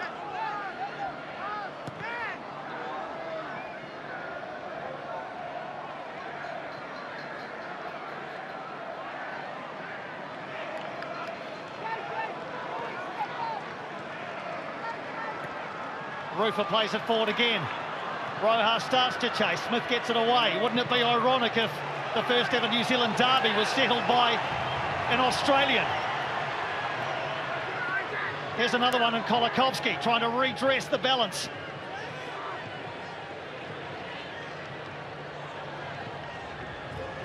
Forward by Rufer again, away by De Vries.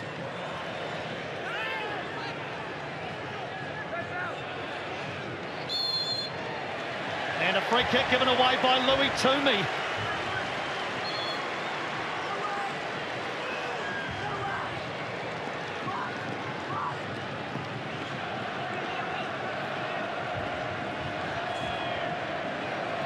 All but Josh Aloiemi down.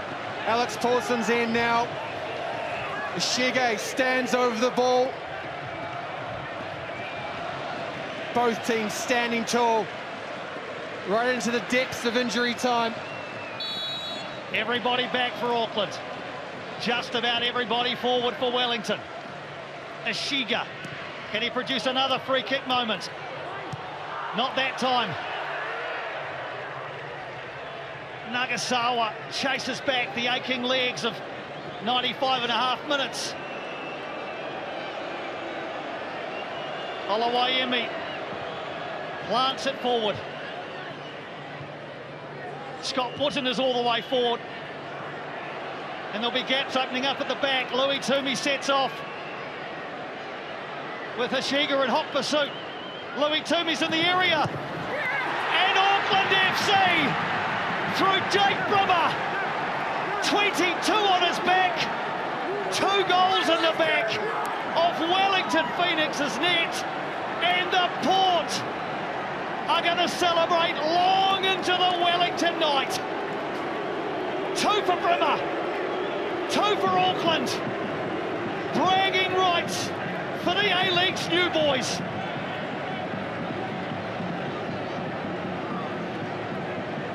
Louis Toomey, what a part he played. As space opened up at the back, Louis Toomey on A-League debut got away from a tiring Ishiga, poked it across the 6-yard area, and Jake Brimmer can celebrate for a second time. The points are safe for Auckland FC.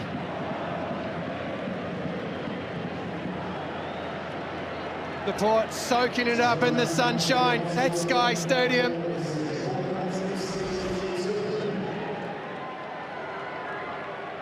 Well, the former Wellington Phoenix Academy player, Louis Toomey, will enjoy that one in this afternoon. Jake Bremer, what an impact off the bench.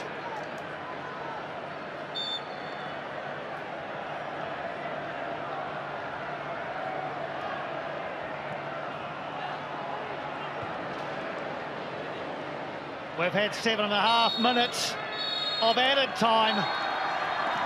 New Zealand football is blue. Bragging rights for the A-League's new boys. Late derby drama.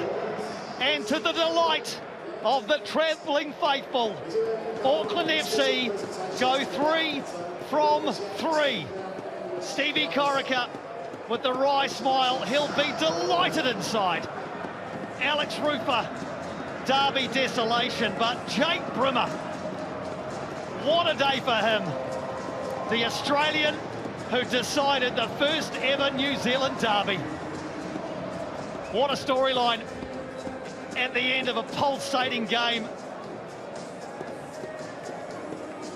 The Port are delighted. Wellington Phoenix 0, Auckland FC 2.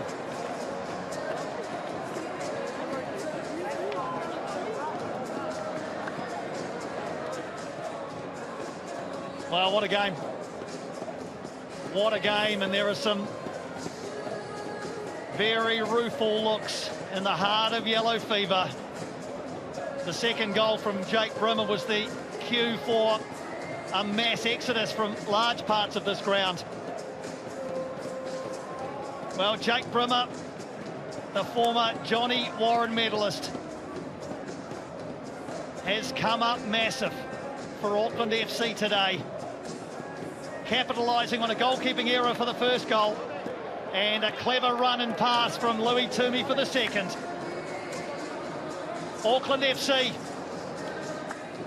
3 wins to start their A-League life. Only Gold Coast United have ever managed that. They'll go into the bye week to refresh themselves and look to make it 4 from 4. I think we can throw you down sideline, where Hiroki Sakai, a jubilant Auckland FC captain, is alongside Camille Downs. Thanks, Piney. Hiroki, the first ever professional football derby in New Zealand, and Auckland FC have won it. What does this mean to you and your team? Yeah, it was amazing. First of all, I'd like to say thank you for the both supporters. It was amazing atmosphere. So first ever derby. Yeah, I was really enjoyed the game, and I really excited much. How much internal pressure